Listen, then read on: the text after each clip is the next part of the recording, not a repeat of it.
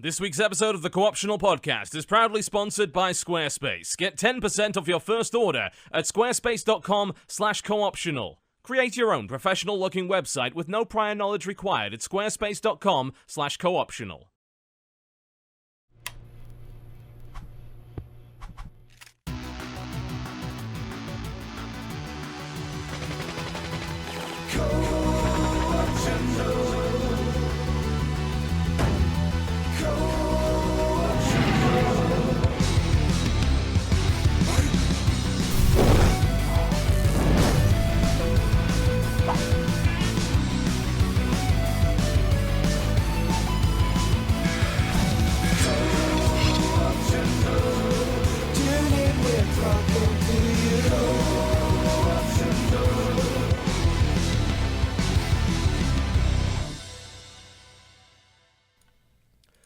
Ladies and gentlemen, welcome to the Co-optional Podcast. Actually, is it really, though, today? No, is it? The round optional. Welcome. You're welcome. Thanks for being a guest, TB. I appreciate it. The co-egtional scumcast. It's a lot of pressure, because people seem to be under the assumption that we're going to run the show and you're going to be the guest. And I'm like, well, we didn't sign up for that. No. That's way too much work for us. Yeah, exactly. It's like, you think they're getting paid? Ha! No. They're here to shamelessly plug and sort of hang around the place for 3 hours, which is good. I'd like to, of course, welcome the entire cast of the Roundtable Podcast. It's like, we usually have 4 people. We squeezed in a 5th, redid our overlays, now they look a lot worse. So thank you for that. Sorry. You're welcome. The leader of said mob, NorthernLion, welcome back to the show for the third time. No one voted him leader. Oh, okay, all right. We tend to operate with a flat corporate structure. If anything, I just try to bring everybody down. They handle all the administrative work, and I just show up whenever craft services gets there. But I'm happy to be there. I'm sorry, do you say craft services? Do they deliver American cheese to you? Did you know that Kraft was actually Robert Kraft was originally Canadian and then he moved to America? I'm just throwing that out there. That's not even true. All this American cheese that you guys have been eating is actually Canadian American. You're just pushing big macaroni again. That's all you're doing. That's all I do. God damn it. We need a sponsorship from Big Macaroni. I'd take their money. I would. I really would. No problem at all. All is totally good. So if it's not NorthernLion, then who is it exactly? I suppose it would be me then, right? Bear. Yeah. Bear put it all together. So I act as our host, which puts me in the interesting position today of not really knowing what to do with my hands. I'm sort of just, I guess this is how these lazy assholes feel every week. They just show up, right? When the services table is here, as you mentioned. Yep. You do not need to worry at all about any sort of production values. I mean, we don't actually have any of those. So neither do we, yeah. No. It's all a giant facade. It's a lie. It's a deception wrapped in an enigma. An enigma. That's really hard to say. That's why most people don't, I assume. So, if Mr. BaerTaffy is the leader of this merry band, who would be the bard?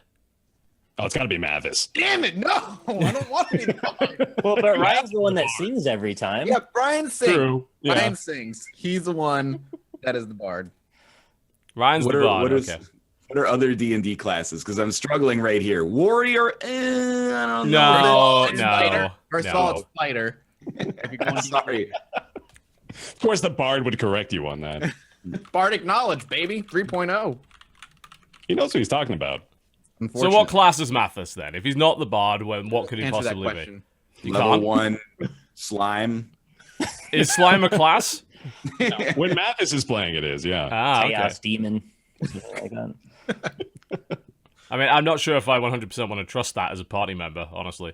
What abilities does it have, more importantly? He's more of a wild card, isn't he? I mean, you don't ever predict like wild mage. We'll go with that. Yeah, there you go.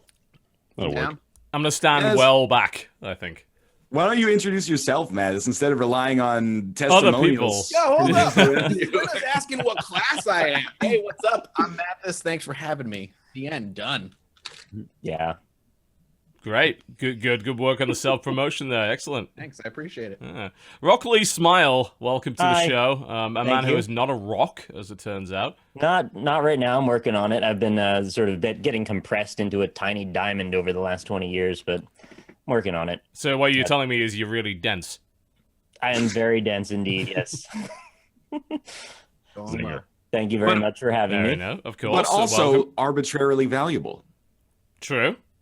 Arbitrarily valuable. That can be my log line, I guess. With the blood of the innocent on your hands? Oh, hopefully not. Topical. Think deeper into that rabbit hole.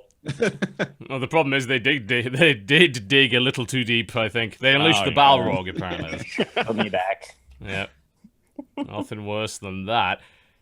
I think that pretty much covers everybody, right? We've got everybody? Good. We have 5 people on the show. That's we have had that before, but it was not intentional and it did not go well. Let me put it that way, the last time that happened. That makes me really confident about the next 3 hours for sure. Yeah. Well, we man, we planned this one, so. Low bar. We don't have to try as hard to be better That's than true, the yeah. last. You already are better than the last situation, the only situation where we had 5 people, so I think that's good. I'll take it. Working.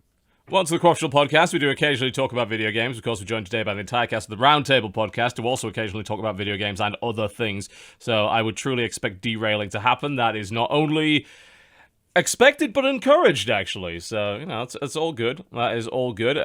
If it goes to plan, we're going to be talking about the games that we've been playing this week. It won't. And that'll usually last about 2 hours. We'll have some sponsor breaks in the middle of that, 'cause I'd really like to sell you things. After that, we'll cover news, releases, and there will be shameless plugging in the last 10 or so minutes of the show, in which we desperately try to get you to go to our YouTube channel, not his, and do something else entirely. We also could have a chrono off, NorthernLion, because I hear you've recently signed to chrono.gg. Yeah, that's correct, yes. Indeed, although I think neither of us have actually played today's game, so I'm not sure we want to promote it. Which one is today's? That is a great question, NorthernLion. Whatever it is, it's wonderful. And if you go to chrono.gg/NorthernLion, it's somewhere between 50 and 99% off, probably. Great promotion. I don't even know what that game is, so I'm refuse to promote it. There's a goat in it. That's all I know. There's a goat. So no, don't give my money to don't give your money to me on this one. Go give it to somebody who's actually played it. Not him. Yeah, He's a liar. He's a scumbag liar. It's a good side though. I don't support digital goats. Real goats, take them or leave them. Digital goats, I'm not about that. Yeah, fuck digital goats in particular, I would say. Specifically them. Like, nothing else but that. We will say, by the way, that Chrono, at popular demand, has now added PayPal as an option. So if for some reason you trust PayPal more than Stripe, which makes no fucking sense, PayPal are awful, then by all means, go for it. They do have PayPal available now. They do a new game every day. It's pretty awesome. And we sometimes promote them when we actually like those games. All right. Let's talk a little bit about some games that we've been playing this week. We have some, like, Masters of Indie here on the show, which is always good. There is one I would like to kick off with, though, because I think quite a lot of us have played it, and it seems to be the sort of cause du jour, which is Enter the Gungeon. That is a thing. So who wants to kick off on Enter the Gungeon? One first. Hands up, who's played it? This is going to make this very easy. All right. I wish we need a wheel. I need to have a wheel in the middle of this that I could spin around and determine who it is. I'm going to see if I can do that while you guys talk about it. So, who wants to kick off on Gungeon? I'll go ahead and start off on Gungeon. Go. Just started off new series on it myself. I know this isn't the shameless plugging time, so I'm not going to do that just yet. But if you started. Me too. God damn it! Me too. We're all gonna freaking play the game. I did a stream of it, which is available. You know, it was playing before the show. I'm fucking awful at it. Well, I think we're all, to a certain degree, pretty awful at it at this point. No, right? I'm pretty good at it actually. Okay. I'm amazing at it. So he claims.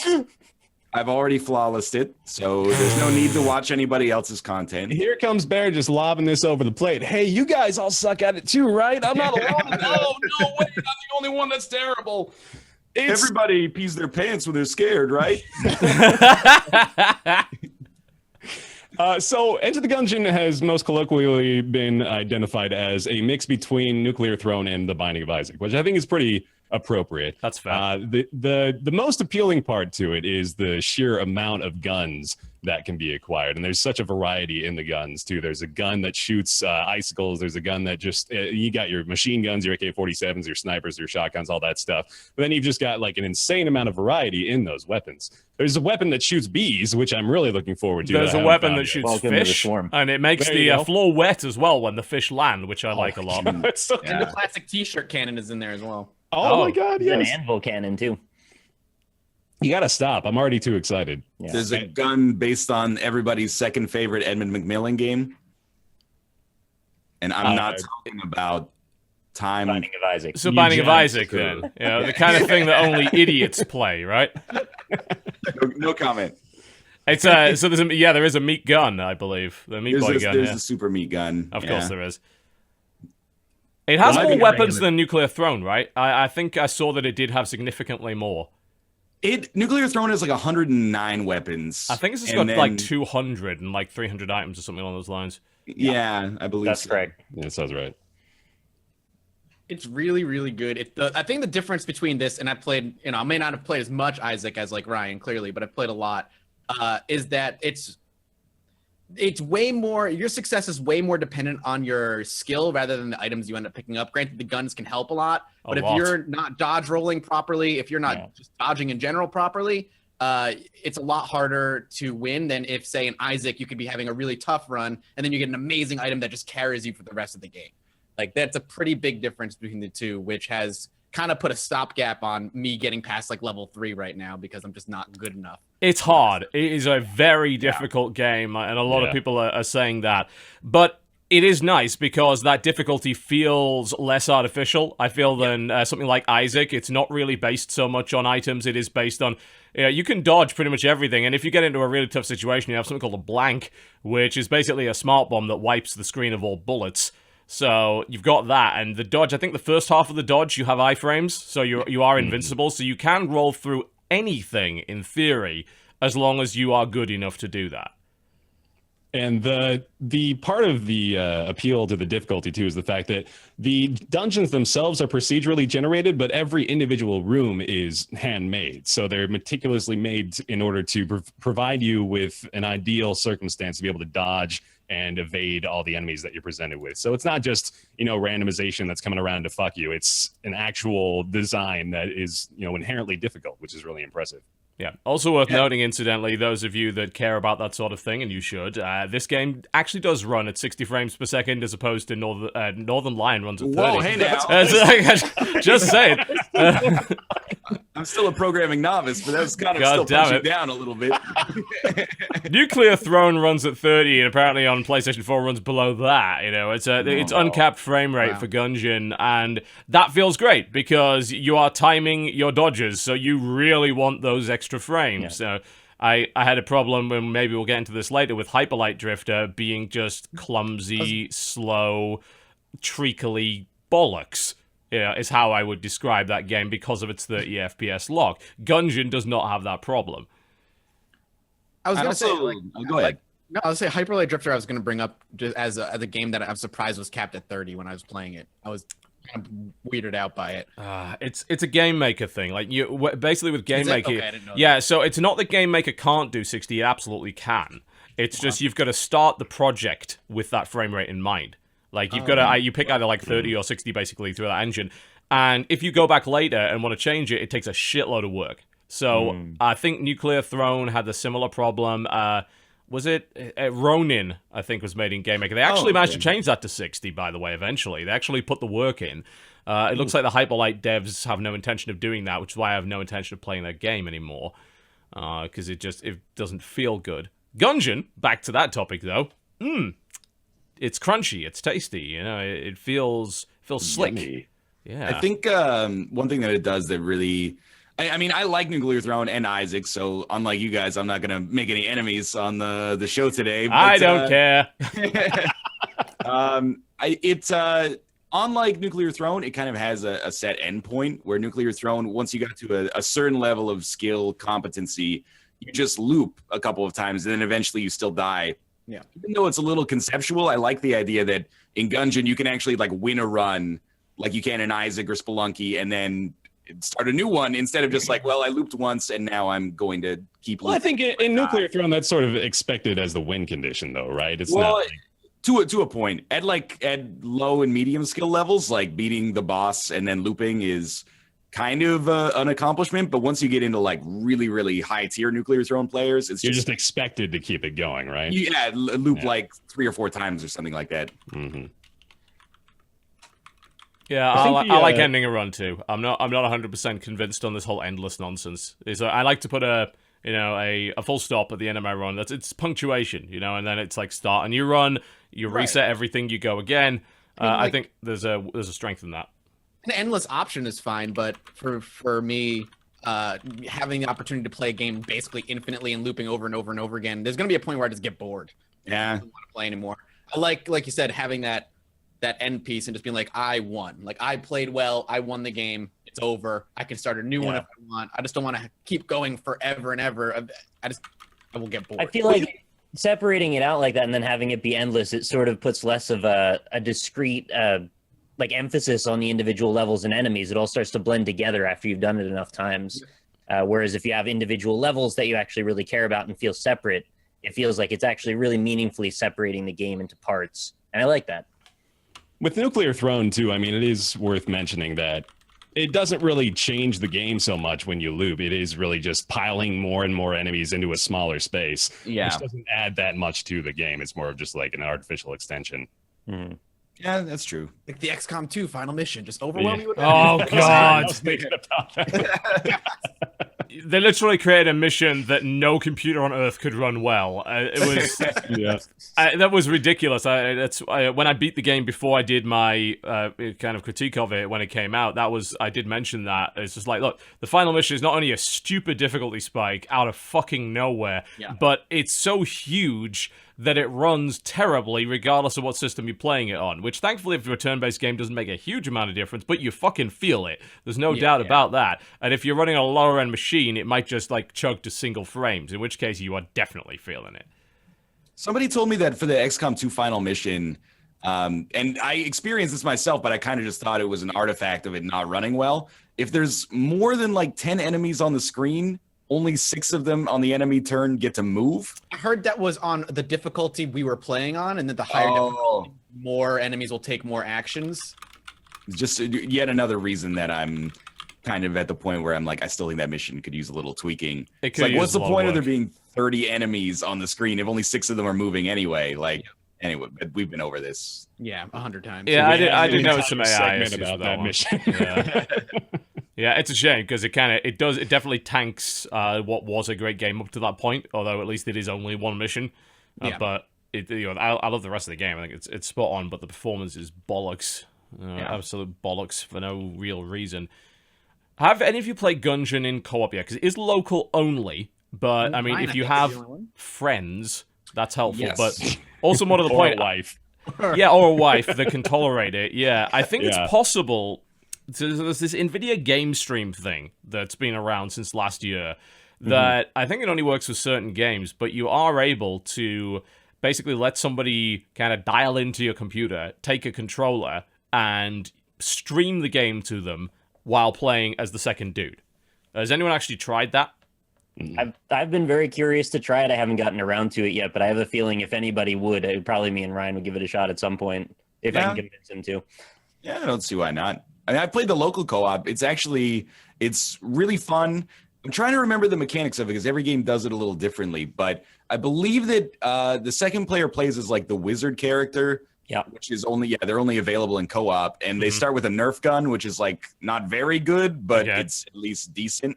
And then if one of the characters dies, they have like a time recharging like miniature blank. So it's like a blank, but only in a small area of effect.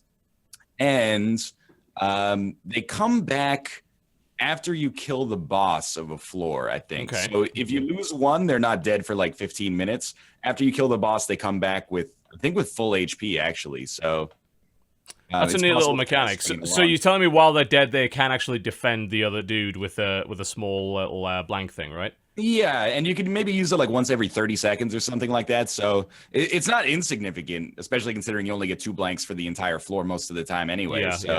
Yeah, it's pretty good actually. And I mean, compared to something like Rebirth or Afterbirth, I like it more because there's like an inventory management system that goes along. Like, oh, you take this gun and like give me that gun, and then I'll like use that instead. And I think that works pretty well. And you don't feel super weak. Like in Afterbirth co-op, you oftentimes feel really weak because the damage is just like you do 50% of what the other player does, no matter what. So this is, I think, nice to balance it. Yeah. That does not seem like a good way of making co-op at all. It's like one player is deliberately shitty. They're not going to enjoy that. That's apparently it's also possible, according to someone in chat, that you can revive them by looting a chest. Okay. So if you open a chest, then usually those chests do. I wonder, can you shoot the chest to revive them? Because I know you can open some chests by shooting them, but you get crappier loot apparently if you do that. Yeah, that's a good question. I don't know. Not sure. I think give you actual trash in the. Sometimes they do actually give you. Oh, they really do that. Oh my God. Yeah, like a bag of trash. It's an option if you don't have a key or a lockpick that you can just shoot the chest. It's just you probably get rubbish out of it if you do. Sometimes you get health though, which is nice. Yeah. Sometimes you may want to shoot the chests regardless. Maybe Is that a spite? As a precautionary measure. Oh, okay. Wow. I haven't seen any mimics yet. I'm hoping there is no mimics, but there probably will be. Getting eaten by a chest in an RPG is always the worst. Just awful. I don't know what you guys are talking about. Okay. Yeah. Keep that in mind. I think how much like we all love Gungeon so far. Yeah, I don't know how much you guys care about it, but I really like the art style as well. And I'm someone who's been sort of, well, I don't know, like Nick, you sort of started to educate me on this. This is a pixel art style. Oh, we're getting into that. To say. Yeah, well, we don't have to get all the way into it, but Sure. you know, this is also sort of a style that Devolver has just sort of become known for over the years. You know, like the pixel art indie graphic style that has become sort of tied to their publishing title. Yeah, but it's nice. I like it. It's just like any other art style. There's good pixel art and bad pixel art. I don't hate pixel art, but there are far too many games that say we have a retro aesthetic. They don't look anything like a retro game. Not at all. You know, do you look like an NES game? No, you don't. Because what happened with them is they had limited technology and they worked within it to the best of their ability. You had almost infinite technology and you shit. So the problem is you came up with something that looked just asininely bad, and you claimed it was a retro aesthetic, where in reality you just are a bad artist. So as long as they stick with good art styles, which Gungeon does have, love the animation in that game, very much so. You know, I think the pilot character's sort of like coiffed hair sort of waves around as he runs, which I really love. There's a lot of stuff going on with that. It looks good. It looks very, very good, actually. It's thematically consistent and coherent, and it also just is very responsive, and it feels fast, and I think that's important when you're playing a game that's all about dexterity, which that one very much is. Yeah, yeah, absolutely. Man, if only there was a game called Hyperlight Drifter, which was also about dexterity, which actually learned that was the way that you fucking went. Because that is a gorgeous game, just completely torpedoed in my eyes by its frame rate. I can't play it. I tried. Hyperlight Drifter is going to be a fun conversation, I can tell already. I think it is. Should we get into it? We sort of wrapped up on Gungeon. Yeah, I think we all like Gungeon. It's definitely good. All right, let's get into Hyperlight. Okay, so who's played Hyperlight? Aw, dang. Oh, no. Silence, Egg. We have things to do now. The men are talking. Okay, all right, so who's going to go to bat for Hyperlight Drifter then? Who's going to defend it? I'm like in between on it. So what about you, Bear? Do you like it? I do, but Nick, I'm mostly curious to hear. Mostly positive. There are a few things that I'm a little middling on. Well, the trickiest thing I think is to put even into words what exactly describes this game as far as genre conventions, because we're looking at sort of like a mixture of like a Link to the Past plus Titan Souls kind of feel. Definitely, yeah. I didn't actually realize when I got into it that it was going to be more of like an open worldy kind of experience. I thought it was going to be very linear, action based. But as I kind of got into it, opened up a little bit, I started to enjoy that format a bit more. The part where it falters a bit for me is one, the combat doesn't feel as fluid as it probably should. Can't imagine why that would be. Yeah, it gets augmented a bit a little later as you get better power ups, as far as I can tell. And I'm about 5 hours into it. I haven't finished it yet. The other thing is there's a lot of repetition when you get lost, and the map is not great. And there's going to be a lot of looking for things you missed on your first time through, where you're going to have to go through a string of the same groups of enemies, which can be a bit tedious and frustrating, I thought, and maybe even just boring. Although it's good practice if you want to get better at the combat. The problem is there's so much of it that feels a bit arbitrary that it just gets frustrating going back, doing the same thing again to then get to another dead end you've already been to. But I will say the graphical style to it is absolutely stunning. It's one of the most beautiful games I've played in a long time. The opening cutscene, probably one of the nicest cutscenes opening I've ever seen. The opening cutscene was like incredible. It set the bar really high after that too. Like that's the thing. I went into it with tremendous expectation after I saw that, and I think maybe I was let down a little bit as a result of that alone, just because my expectations were through the roof at that point. I don't want to come across wrong here. I mean, I'm actually very positive on the game. There were just a few things that were faltering a little bit in my eyes, and honestly, the frame rate didn't bother me as much as I think it does for TB. But obviously, it would be better if it was 60. Yeah, I mean, we can all agree on that because it's science, and anyone that disagrees is an idiot. But the issue with it is it is a dexterity-based game that is focused highly on combat. That's going to be the genre which is going to suffer the most from a low frame rate. And yet they stuck with it anyway. There's dumbasses on the Steam forums like, well, it's isometric. Well, one, it's not isometric. Shut up. It's like it's a 2D pixel art. No, shut up. Super Mario Bros. With 60 FPS. You don't know what you're talking about. It really comes down to I need a game like that to feel responsive, fluid. I need to feel like I'm in control 100% of the time, and I don't, because 30 FPS unsurprisingly doubles the fucking delay. The input lag versus 60. And I can feel it. I felt it immediately. As soon as I went in, I was like, oh, no. I was just hoping it was one of those games like, say, Undertale, that I could just, like, get around it, and just... it, yeah. Yeah, I think, because I did in Undertale, It's not like I don't play games that run a 30, I do. It's just, I sometimes have to struggle with them. Undertale was fine, thankfully, but this game is absolutely not at 30, to the point where I have absolutely no intention of playing any more of it. I tried. I fucking persevered for 2 hours, and I hated every single minute of it, and it was all down to that. And I can't ignore it. I think once you've got to the point where you become very sensitive to that, it's impossible to turn back time on that one. I almost wish I could, because then I could play more games, but I can't, so fuck it. It shouldn't have been made that way. A really good example of a moment in the game that really kind of puts that in stark focus is the fact that you can get this power-up that lets you chain your dash ability. And in that very room, they ask you to then do a chain combo of 100 to basically just get a bonus. After you get that 100, then they ask you to get, I think it's 800 in a row without dropping the combo. And the timing window is extremely small, and you've got to keep it up for like 5 minutes straight. And, if it was 60, obviously a little bit more of responsiveness there might open up that timing window and make that a lot more viable. But it was frustrating enough when I was streaming. I was like, maybe I'll do this on my own time, not now. The only thing that makes me think of is dodging 100 consecutive lightning strikes in Final Fantasy X. That one, of those ultimate weapon parts. You remember that? That's what I was thinking too, actually. Yeah. Playing Hyperlight Drifter, though, I got really strong Titan Souls vibes from it. I got some I mentioned this on our previous show, actually. I got some Jotun vibes. Jotun. I don't know if you played that one. I did, yeah. Beautiful game, that, actually. Mm-hmm. And I got a very similar thematic feel from Hyperlight Drifter than I did with those two games, just because almost literally, there's like a parallel between the actual physical movement you make in Hyperlight Drifter to Jotun, because when Jotun opens up, you are introduced to this vast, sprawling, beautiful world.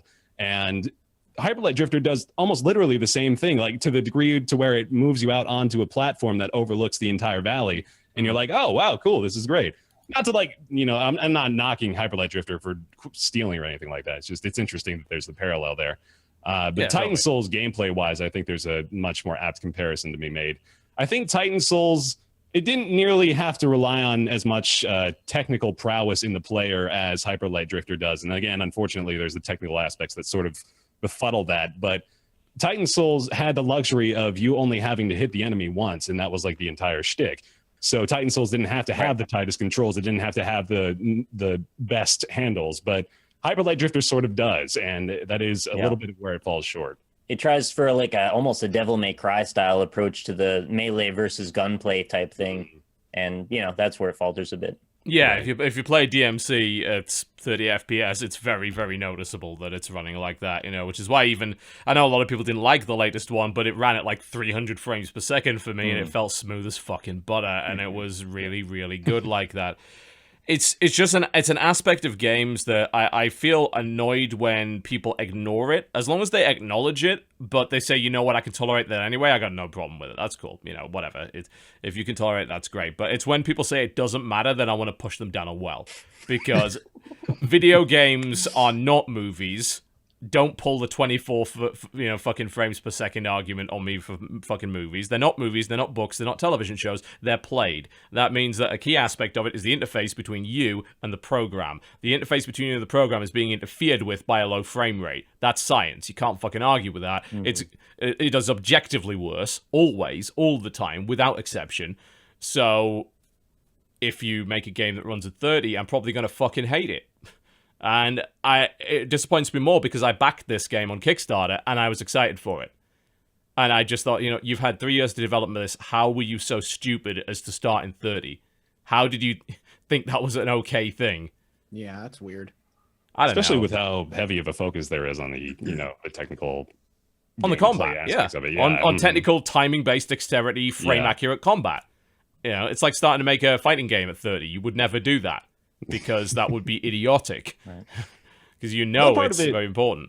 Another part of it that I'm not 100% sure I was behind was how, it is cryptic for the sake of being cryptic to a degree, I feel. Okay. I appreciate the atmospheric feel, and it's silent almost entirely. There's no voice acting or anything like that. There's hardly any text. In fact, I'm not sure I've seen any. There's like 10 text prompts or so at given points. Okay. But it really just it's sort of confusing. No, I agree. Actually, it really the does. UI is almost obscured in how obtuse it is. I did figure out the language after like a couple hours, but for a while I was like, I picked up a Gemini symbol. What is this? That's the currency, but you got to get 4 Gemini symbols to then actually get a Gemini symbol. Oh God! Spend 3 of those sets of 4 it's a little silly. Yeah, it's weird because that was going to be one of the things I both like and kind of hate about the game so far. Is I like the idea of them kind of not just like being obtuse for the sake of gameplay, but like the world as well being really vague. And I get a little bit of a Dark Souls vibe with that because they tell the story through the world. But the difference is, at least with Dark Souls, you can talk to the NPCs and they can give you like vocal like cues as to what's kind of maybe going on in the world. Where they have a lot more tools to actually interact. Yeah, like they're being vague, but at least in Dark Souls, like I said, the NPCs are kind of telling you like verbally what's going on, at least to a degree. Where in this, it's like you talk to an NPC and there's like pictures that flash, and you're like, well, all right, you gave me 3 pictures. You were being chased. You were beaten up. You were left. I don't know what's going on, and it kind of makes it even more difficult to distinguish what exactly has happened in this world. Did you find the dude in the back alley smoking a crack pipe? Because that I thought was No. Nick, that wasn't Hyperlight Drifter. We've been meaning to talk to you about That's New York, right? he's in there. I'm lukewarm on the game so far. I'm gonna keep playing it a little bit more just to see if I enjoy it, the more I can push through it. But as of right now, I'm not really like super negative or super positive on it. I'm feeling about there. I think I like it.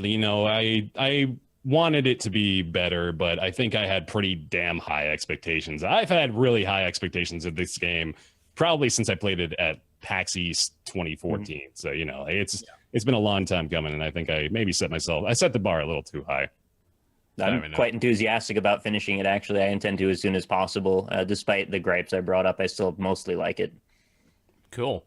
There's one last thing on that I'd like to discuss before we move on, and his name shall not be mentioned on this show, because fuck promoting that guy.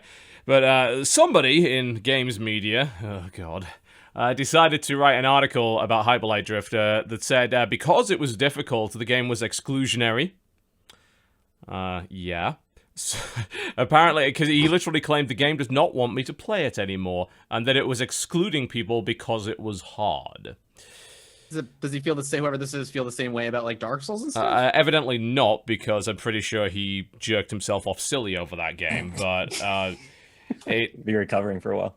Yeah, apparently, he's in that period, and he just doesn't want it anymore. But I think the question that I would pose to you guys is on the subject of game difficulty level. Is difficulty exclusionary, or is difficulty necessary for games as an art form? Should every game have an easy mode or something along those lines? What do you all reckon on the subject of difficulty? I definitely wouldn't use the word exclusionary. I feel like that's certainly not the best choice in order to describe it.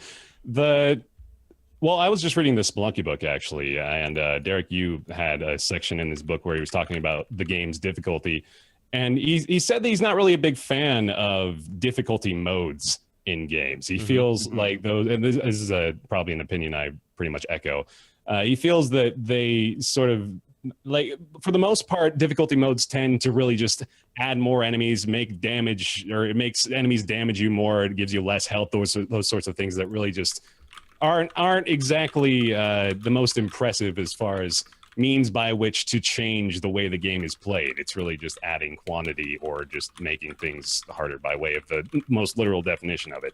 And I sort of don't like thinking that difficulty is something that's going to be turning people off to games. I think for as many people that say Hyperlight Drifter was far too difficult for them, I think there's probably 10 people that said Hyperlight Drifter's difficulty is what makes it appealing to me. I think difficulty, like, I don't think I agree with you, Bear. Like, I don't think difficulty modes are necessary, especially when they're just so arbitrary in what they do. I think difficulty can be used in the way it should be used, is to enhance either the message or the theme of the game, right? Like Darkest Dungeon, for instance, is punishingly hard, but it fits so perfectly in the story it's trying to tell and the world that it's trying to build that if you get an easy mode, you ruin that. You ruin the game in doing so. There are definitely some games that applies to, yeah. Like, if you use difficulty to enhance the medium and enhance the art that you're trying to present to the player, then it's perfect. Like, if the game is hard because the world is punishing and mean and in a terrible, depressive place, it makes sense. Like, that is perfect. If you're adding an easy mode to Dark Souls, like, you destroy the game in that regard. Yeah, and that's like, I think about the difficulty modes argument, and I consider the one possibility. What if they had difficulty modes in Dark Souls? Like, that wouldn't make sense at all, right? That totally defeats the purpose of Dark Souls to a certain extent. I mean, there's a number of problems, really, with putting difficulty modes into Dark Souls, just in the nature of how it works. Some of the difficulty comes from the fact that you can be invaded by Black Phantoms. Do you turn that off in a difficulty mode? Wait a minute, doesn't the game already have a difficulty mode because you can go offline? Doesn't that make the game easier? So it kind of already has something that can be controlled by the player. I'm kind of going to stand on the other side of it and say that I don't think that every game should, necessarily, I don't think it should be a requirement of the developer to put a difficulty mode in. I think it's nice to have that option, and I'll probably praise them when they give it to you. But what I will say is that I'm always going to side with the consumer in the sense that if the consumer wishes to experience a lesser version of that game, then I think they should probably have the right to do that. If that means ruining Dark Souls for themselves, so be it. Although there are ways you can already ruin Dark Souls for yourselves, like turn it offline, take the easiest path, read the walkthroughs, Those are all ways in which you can make the game easier for yourself, or you can avoid all of that and play it as it was intended. I think that, the artistic intention of the creator, the authorial intent, is certainly very important. And I think that games should be judged probably by that standard. If you're ever going to review a game, turning the game to easy and then bitching that it's too easy is probably a very stupid thing to do. You should play it in the way that it was intended to be played. But as the consumer, I think you have the right to screw with that. Because if we support that, we support things like modding, of course. The ability to mod a game to change things. I think if you buy a product, as long as you're not affecting anybody else in the process, so fuck that with multiplayer games, get good, scrub. If outside of that, I think that you should be able to affect that however you want. And if you've made the experience lesser for yourself, that's your own fucking fault. As long as you accept that that's okay. That's why I'm in favor of cheats. I just think cheats should still be in games. Just you don't have to have a difficulty mode. Just keep cheats in the games. Problem solved. You want to give yourself more life? Rosebud. Yeah. Huh? Where are my Sims players at? Come on, some people know that. There can only be one, I think, was Warcraft 2, right? If I recall correctly. Yeah. QD. Every little thing she does. Yep. I guess I take pretty much almost exactly the same opinion as you guys, but to avoid just completely echoing it, I guess I agree that it is exclusionary. The implication in using the word exclusionary is like a little heavy. Like That's exactly right. Yeah. Like it almost by definition excludes people who are either not good enough or not willing to invest the time to get good enough. That's literally every video game. Right. And I also kind of feel like if you're not willing to put in the time to get good enough, that's not that is a criticism of the game, I guess is what I'm getting at. Because Enter the Gungeon is hard, really hard, and you know, we've all probably had terrible runs that were too hard for us to even get past the first boss, but the game is good enough that you're motivated to get better.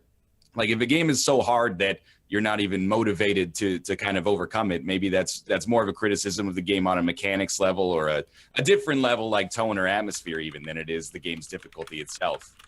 Yeah, and you know, like an interesting contrast to my original statement, in my own experience with Dark Souls. So I played through the first one with a couple of guides, basically. I had a couple of my buddies that were on with me, you know, kind of helping me to figure out what I was supposed to do in a lot of different places.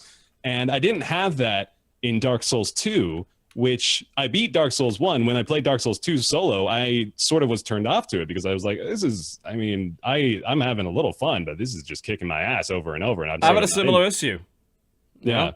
And you know what? That's okay. I don't expect every game to cater to me. That's the reality of it. And I also view games games are not movies. Games in my eyes are sports. You know, they're competitions. And you're competing either against another player or against the actual game environment that was provided to you. If you're not willing to compete, maybe you're not in the right entertainment medium. You know, it's like, well, it's like saying, well, I don't listen to music because I'm deaf. I was like, well, I mean, I understand that, cool, but I mean, music should not necessarily change because you are deaf. It's the same with games. If I have no hands, no feet, no eyes, which unfortunately some people do, then the chances are games are not going to work all that well for me. It kind of sucks, but ultimately, the amount of compromises you would have to make to fix that are just too much to the point where they affect the main demographic of the game, the actual player base. And forgive me for being so controversial, but perhaps developers should be catering to the people that are willing to give them money instead of the people that aren't. Sounds like a plan. We should consider the dev side of it too, I suppose, right? The fact that if we are discussing difficulty as a potentially exclusionary aspect of the game, I wonder how often that comes to the table as far as whether or not, say, like Hyperlight Drifter, I wonder how often they considered the possibility that maybe the game is too hard to sell to enough people. They probably brought that up as a consideration. I think thankfully, as a Kickstarter-backed game, they didn't have to worry so much about that. Right, yeah. That's actually one of the primary advantages of crowdfunding, is that these niche things can get funded, and they don't have to rely on selling 1 million copies. They just have to get enough funding to make the game. You know, hopefully they get a bit extra scratch on the top of that. That's great. But if they don't, they've been able to work for 2 years and get paid for it. You know, and that is what crowdfunding allowed them to do, and they can make something super niche, and that is actually totally fine. I don't think the Hyperlight Drifter is super niche, and since it's shifted, let's see, how many fucking copies so far according to Steam Spy? A lot. According to Steam Spy, 70,000 so far. It's currently the top trending game on Steam Spy. It's been top of the list for probably a week on Steam's sales charts. It's doing totally fine, and if you do find it too difficult in the first couple of hours, you can refund it, you know, if you so desire. Yeah. But I agree with Ryan in the sense that using the term exclusionary implies a malice on the part of the developer, in my eyes. And there is no malice. They made the game they wanted to make, which is the same as like the Firewatch guys. They made the game that they wanted to make. I'm not going to claim Firewatch is exclusionary because I'm the sort of person that gets bored of walking for 3 fucking hours. You know? I might criticize the game for that, but that doesn't mean that the game is excluding me. Yeah. No! It's not excluding me. It's just I'm just not its audience, and that's okay. I played Everybody's Gone to the Rapture, and I didn't find a single gun. Why aren't they making Sure. Are you sure you played Everyone's Gone to the Rapture? Because I mean, right, I don't know yeah. if you play Everyone's. I think I Gone might to have the just Rapture. watched it happen mostly, right? Yeah, I you feel held like- W and you got a fucking cramp in your finger. That was DRS for me in a nutshell. I'd like to pose a quick question. What do you all think about the difficulty of Super Meat Boy, which is, I think most people would agree, a fairly ubiquitous game, even though a very difficult game. It was designed with a very specific curve in mind, that there's like a proper path, which is the definitive way to play through it, the light side game. Yeah. And then there's the dark world, all the optional warp zones, all the stuff that branches off from there. And then if you take it to an even further extreme, the speedrunning community, which have taken beating the game and made it a freaking art. And Yeah. I'd speedrun Super Meat Boy myself, so I really love that game, and I put a lot of hours into it. But I don't feel that it's unfairly difficult, despite it being extremely difficult. What do y'all think about that? I suck at platformers, and I did not find that game unfairly difficult. I will say that. And I actually, despite frustration, enjoyed my time with that game, despite it being a genre I don't like. That, in my opinion, should speak volumes as to how well they pulled that off. I think. Sorry, go ahead. Oh, sure, yeah. I mean, just in general, like, I feel like if a game is hard, but I mean, I said like almost exactly this earlier, but if a game is hard, but you want to play more of it, then it's not too hard. Like, No. Yeah. the Kiss of Death is actually for a game to be too easy. And we were kind of talking about this a little bit in the Gungeon stuff, or maybe it was even pre-show, but a lot of roguelites have the problem where the first floor, like you said, TB, is way too boring. It's slow because you start Yeah. with a really crappy weapon. Gungeon has the same issue. You know, you Yeah. start with a really crappy weapon. There's only 2 games, I think, that didn't do that. Ziggurat and Risk of Rain. You know, everyone else seems to fuck it up.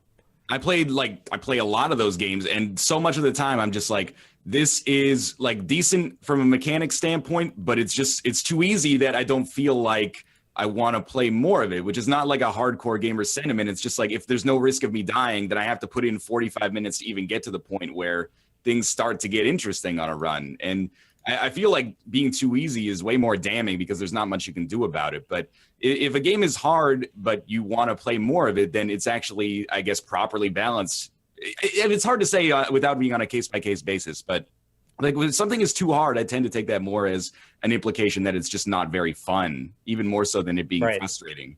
The friction comes from the game feel then, which is enough that it puts you off to just want to even attempt it again. If the game feels smooth and you feel you like the feel of it from moment to moment, that's going to help you pass those moments where you hate it.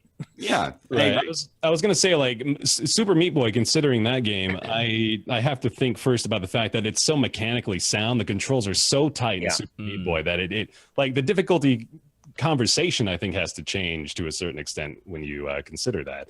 We're having, again, like, I'll bring this up again with Hyperlight Drifter, but the fact that the technical limits imposed on the game will sort of hamper your ability to play it as well as you'd like, will probably make you have different considerations about the difficulty level, right? Because you on top of feeling the game is maybe a little bit too tough for you, you're also having these hindrances with your physical experience with the game that could probably add quite a bit more to it. Excellent point. It really is, because you are being artificially limited in terms of the interface is the way that you communicate with the software. And if you have a certain level of skill, but the software prevents you from properly expressing that skill due to technical limitations, that creates that dissonance, that creates that unpleasant feeling. And I get that a lot. Probably because I'm used to 144 hertz G-Sync, you know? I think if I wasn't using that all the time, I'd probably be a lot more tolerant of that. But ultimately, it's 2016... says John Oliver, and we shouldn't be dealing with this stuff right now. You know, I didn't have to deal with it on the Super Nintendo when I played Super Mario Brothers at 60 frames per second. Why the fuck should I deal with it in 2016 on PC? Absolutely not. But yeah, I think those are definitely good points on difficulty, and I think ultimately, yes, there is a slight point in saying it's exclusionary, but the point is that's not a bad thing in the sense that, to me, romance novels are exclusionary because I don't like men on a romantic level, and I don't really like the romance genre, so that romance is exclusionary to me. That is entirely 100% fine, you know, because I can find something else. And that's the case with gaming as well. When we talk about the 50-50 gender statistics, for instance, and people love to point out, well, that doesn't apply to core. I was like, well, you're right, but that doesn't mean there aren't choices for people that aren't core. You know, and the chances are that, at right now anyway, that a lot of female gamers are not core, so they play the more casual games that are marketed towards them. And if they don't want to play something that kicks the living shit out of you, although I have to say, Candy Crush kicks the living shit out of you. That is a hard game once you get up to... You get like a few hundred levels ahead of that. That is a really challenging game. Throw some money at it. It lowers the difficulty. There you exactly. go. Yeah, that's the problem with it, isn't it? You know, we had a... There's a difficulty level in that game. It costs money to open, though. No, honestly, I can echo this. Like, I actually, out of curiosity, because on our previous show, we were discussing a lot of the mobile game stuff. And so I was curious. I downloaded Clash of Clans on my phone. So I played it for like the last few days. Like, there's actually some strategic value in that game. And it's kind of tough in the later fights. But again, as you mentioned, it's all just, well, if you pay $5, you don't have to deal with any of that. You can just win. Clash Royale, I think the game from them works a lot better, because if you pay money, you are literally only fucking yourself. You pay money, you get more cards, you get higher level cards, which means that you rise in rank, and then you run into the people that are also that rank, but they got there the honest way, and they're gonna fucking murder you, because they're way, way better. They've had more practice. It's a really interesting system where it's less of pay to win, it's pay to lose, which... is cool. I mean, but I'm okay with that because my time is more valuable than my money to me, so I'm willing to skip forward to that level. Mostly because it pisses off Strippin because I'm higher ranked than him. So that's entirely fine by me. That's why I have 2 phones, and you know, when I'm feeling really burned out on losing, I get my Smurf phone out and play. You scumbag! Holy fuck, that is the scummiest thing I've heard in a while. Wow, that's amazing.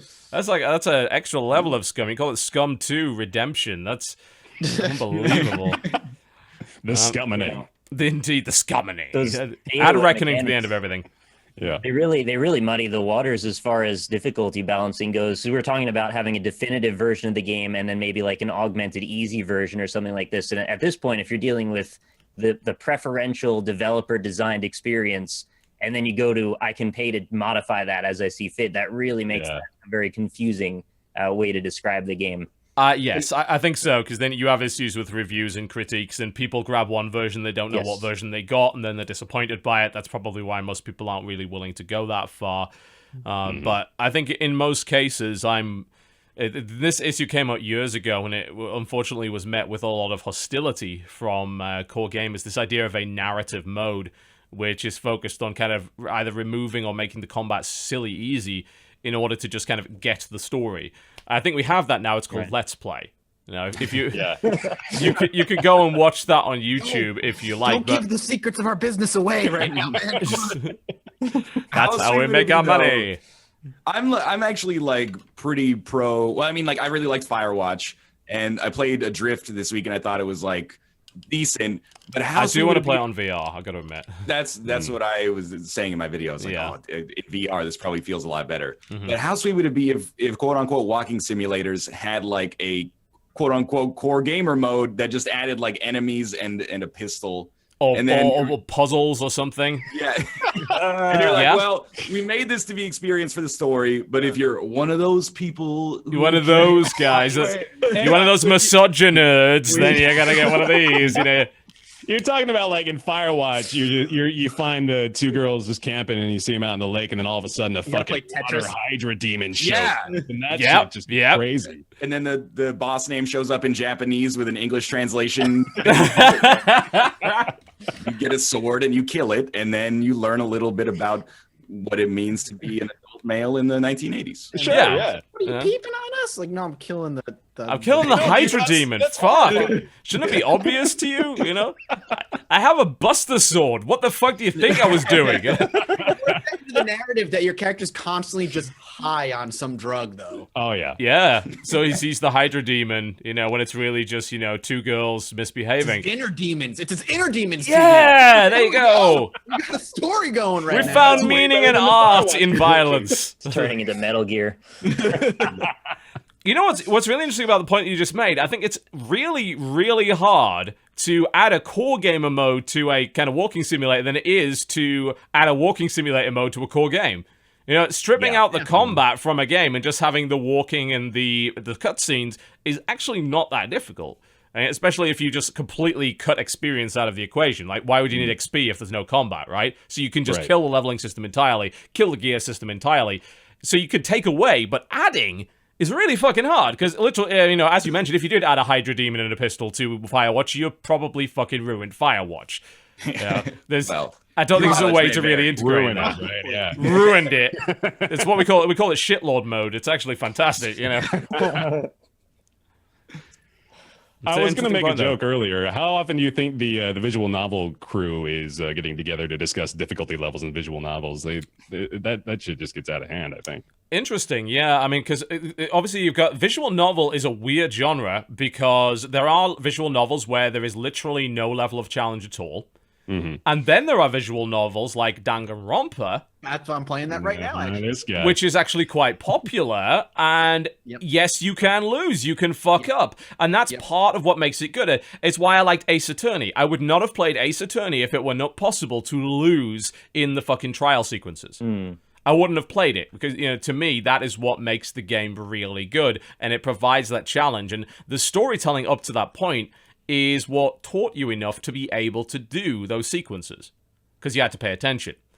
If you took that out, I would not play the game. But I know there are plenty of visual novels that do take that out, and people do still read them regardless. Most visual novels without really like a gameplay mechanic, but they kind of skirt around this, give you the illusion of choice. Yes, yeah. Pretending you're choosing something, really you're just kind of just taking a road that's going to lead back to the same point. You'd say the same about Firewatch, though, couldn't you? In many ways. It's the same thing, right? Like it's basically similar. At least with the Danganronpa, what I'm playing right now, like it's very Ace Attorney in that it's the class trials that you can lose. You can F those up. You can misread something or like forget a clue or whatever, and you accuse somebody incorrectly, and there's like a health bar that you only have so many false accusals that you can get through before the game ends on you. Which I like. I like it a lot. It's a lot more. I can invest myself a lot more in that kind of thing than I can with just. I think you can make a pretty solid argument that getting the bad ending in a visual novel is the equivalent of losing.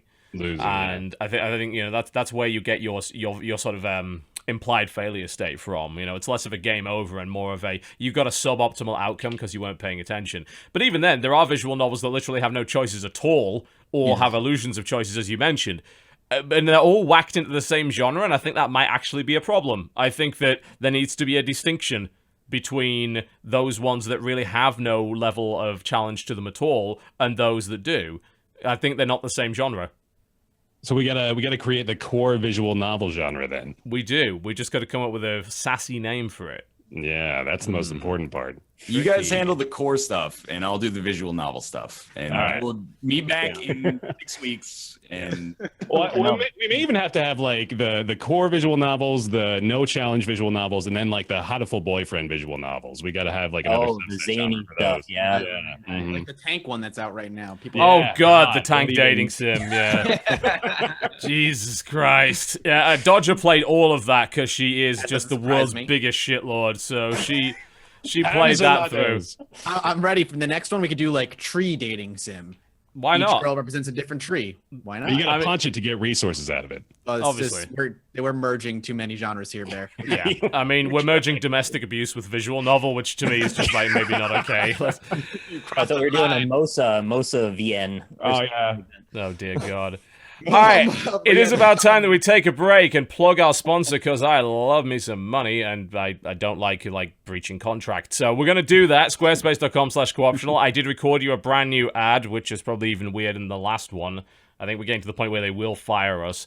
But one way or the other, we're going to be back probably about 10 minutes or so after the ad and some music. We're going to talk a little bit more. I'm going to dive in on VR, I think, since I've got some headsets over here. I'll tell you a little bit about my experience so far with the consumer version of the HTC Vive and talk a little bit about the other stuff. And we've got loads more games to cover. So you are watching the Coegtional Scumcast, brought to you by the full cast of the Roundtable and me as the awkward fifth wheel. I will be right back, as will these folks. Don't go anywhere. Here is an ad, a word, or perhaps many words, from our sponsor. Another week, another co-optional podcast. Clearly the best gaming podcast on YouTube. You seem to have received a telegram. This is a normal daily occurrence. I wonder what it says. Dear TotalBiscuit, stop. How rude! Oh, there's an email too, and it seems to be from Squarespace's marketing department. Here we go. Dear TotalBiscuit, while we have been happy with our partnership in the past and the next sack of gold is being shipped as we speak, we feel that we need to raise some concerns regarding the tone of your recent ads. Despite your obvious genius and unbound creativity, yes, we feel the ads may have become too meta. Several ads appear to be about ads, and further still, ads about making ads about making ads. We feel that should this continue, we will have to shift our ad budget to the Roundtable Podcast instead.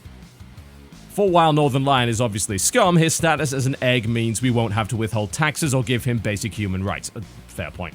For future ads, please read the following transcript that we have provided, which meets all of our requirements. Okay. Hello, viewers. Let me tell you about Squarespace. Literally every one of you wants to build a website, and you are all absolutely terrible at it. This is okay. Some of us were born to be kings, others to be serfs. However, your incompetence is how we make our money. Introducing Squarespace, a service which allows you to design a website for whatever petty and insignificant dream you foolishly hold, with absolutely no experience required. Using our powerful interface, which is so simple even someone like you could use it, we can create a beautiful website in just minutes, in spite of your complete lack of talent and intelligence. Want to create a site for your new business, which will invariably fail, because let's be honest, that's what you were destined for by divine proclamation? Create it with Squarespace and easily integrate e-commerce functionality to sell your products. You won't, but Squarespace's powerful and detailed analytics will tell you just how many people didn't give you their money. Speaking of money, give us money. We'll even give you 10% off your first order at squarespace.com/cooptional. That's like giving you some money, but then asking you for more money back. Savings! Mention squarespace.com/cooptional at least 3 times. Squarespace.com/cooptional. Do not read this bit. This is a direction from our marketing department because you are obviously useless at writing ad scripts. Okay, you can read the next few lines now, just make sure this isn't in the script. You didn't put it in the script, did you? Please tell me you didn't. You're not that stupid. Squarespace.com/cooptional. Create galleries of your ugly pets. The galleries will be beautiful. Your pet will forever scare small children and remind Grandpa of the horrors of war. Want to invite all of your friends to your wedding or other special event? They won't come, but you can make sure they feel really bad about it for years with a passive-aggressive website on Squarespace. All of this and much, much more. Squarespace.com/cooptional. If you had web design skills, you'd be using something else. Lastly, please do not insult Squarespace in your ad script. We are quite sensitive to that sort of thing, and the next time we meet for a conference, we may punch you in the mouth. Yours sincerely, Squarespace. You should. Ladies and gentlemen, welcome back to the Co-Optional Podcast. You just heard the sounds of the Other Side DJ mix from Super Mario Brothers. That's on OC Remix from the Super Cartographer Brothers collection, which is available over on ocremix.org. Pretty nice track. Do love it very much. Well, back to the show. We still have everybody here. They haven't run off yet. That's a success. I want to play Super Cartographers. That sounds like a great game. That sounds right. I'll be all over that. Absolutely. That's a Very difficult platformer. Yeah. You're not allowed. It's very exclusionary. Oh, dear. Careful now. Careful. All right. Speaking of exclusionary, things that almost nobody has yet, like the HTC Vive. That's exclusionary. Give me one. It? That's Nope. my shout out to HTC. Oh, there you go. Don't do it here, man. They said this is the best place you can do it. I mean, yeah, everyone, I would also nobody like watches to his see- channel. You know, he might as well do it Yeah, here. right. I gotta take what I can get. It burns. Okay, People please. watch, man. Come on now. I play Huniecam Studios. We'll There's talk- some people. Yeah, I heard about that. Yeah, I've heard that actually a lot of people don't like Huniecam Studios because, you know, Honeypop was quite a fun game in terms of the match 3 gameplay and everything. Honeycam's like literally just a stupid clicker. That's what Yeah. I've Do been you, told. do you want to get into this now or do HTC? Do it. Should we do Honeycam? Let's do Honeycam Studios before HTC Vive. Oh, you know, no. I like doing this because Twitch has banned the game, so I like skirting that by have talking they? about it. Yeah, Yeah, they- because oh my Twitch are goodness. Weird. idiots. Like, Yeah. It's So- it's really dumb. I mean, they've banned some stupid stuff. Like banning the There is- Honeypop Steam Yeah. version was stupid. Like, there's literally no nudity in that at all. There's no reason to. But all right, Mathas, you played Honeycam Studios. Hit me with it. Come on. So, like, okay, so for those who don't know, Huniecam Studios is the sequel to Honeypop, which was a pornographic, really good match 3 game. There was strategy involved. There was different items that could help out. The match It wasn't 3 pornographic on Steam though. You had to actually download the patch to actually get the titties. Yeah, the Steam version was not. Huniecam Studio there's no nudity at all in the game, and it's disappointing in that it's billed as a management game when it is basically cookie clicker. Is really all it is clicking things and spending the money you get from your girls doing cam stuff to make what you're clicking on more efficient, basically. Okay. So there's even things that you can buy that like every so often it'll automatically pull resources from the buildings, so you don't have to click on them to pull the resources from the buildings. And if you've played Cookie Clicker, you've essentially played Huniecam Studios. It is a cam girl version of that. You send your girls into buildings. One will be where she does her cam show. After a certain amount of time, she generates money. Then you click on the building to get the money a bunch of times. You send her into the photo shoot. It gains her fans. Once she's done with the photo shoot, you click on the building to gain fans for her. Then you send her off. Or if you need money really quick, you can send her to the sleazy motel. She'll make the same amount of money she does in the cam studio by sleeping with somebody, and you get the money that way. But since it's quicker, she could catch an STD. Like that's that's got now like darkest dungeon balancing system. No, pretty much, yeah. If she gets rabies, does she get 50% extra damage? Like, but it's really just sending all your girls. Like, you can have up to 8 active at any time and 18 total. Sending them to different buildings to get different resources, of which then you spend those resources to make getting resources easier. And you just do that for a bunch until it becomes really simple. Have you played Adventure Capitalist ever? Because it sounds like a reskin of that almost. No, I haven't. Very similar. yeah, because that's a clicker. These genres where you just watch numbers and bars go up, they're barely games for the most part. I mean, it sounds like this one, you can make a decision. Again, the sending to the sleazy motel thing is a decision you can make, and that can go wrong. So it is technically a game, but it seems like the amount of strategy involved in it and management is minimal. It is very minimal, and that's fuck games like that. How do you, from an inside baseball standpoint, how do you record that? Like, what has your life been like as you recorded a couple episodes of Huniecam Studio? I need to know. Like what? It's just another day in the business, man. You do what you gotta do. Really? I put on my white gloves before I get to work on the Huniecam Studios, and we start playing. I did like 5-hour Cookie Clicker streams, man. It's just Q&A time is all it was. That is all those are. Is different. Luckily, like so far, the first couple episodes, like they constantly unlock new things, and it just unlocked like the sleazy motel for me. So it's just making fun of like the nonsense that's happening in the game. But the gameplay wise and story, the other cool thing about Honey Pop was like you actually got to know the girls, like what they did, their jobs, their personalities. There's no personality to them at all. It's like, what do the men like about her the best? Her thick ass and glasses. Like, and that is straight up thick ass. ass. That is straight up one of their, like, you click on it, and like, what fetishes do they fulfill? It's like glasses and thick ass. So it bullets out thick ass as an Oh my god! Well, of course it does. Is a bullet point for the girl, for some of the girls, and like, there's no like getting to know them though, And so you spend your upgrade points that you're accumulating to build from a thin ass to a thick ass, right? That's you spend the upgrade points to send them to the store to buy them cocaine so they can do their job. Oh, what the fuck? Sure, yeah, that sounds right. Yep.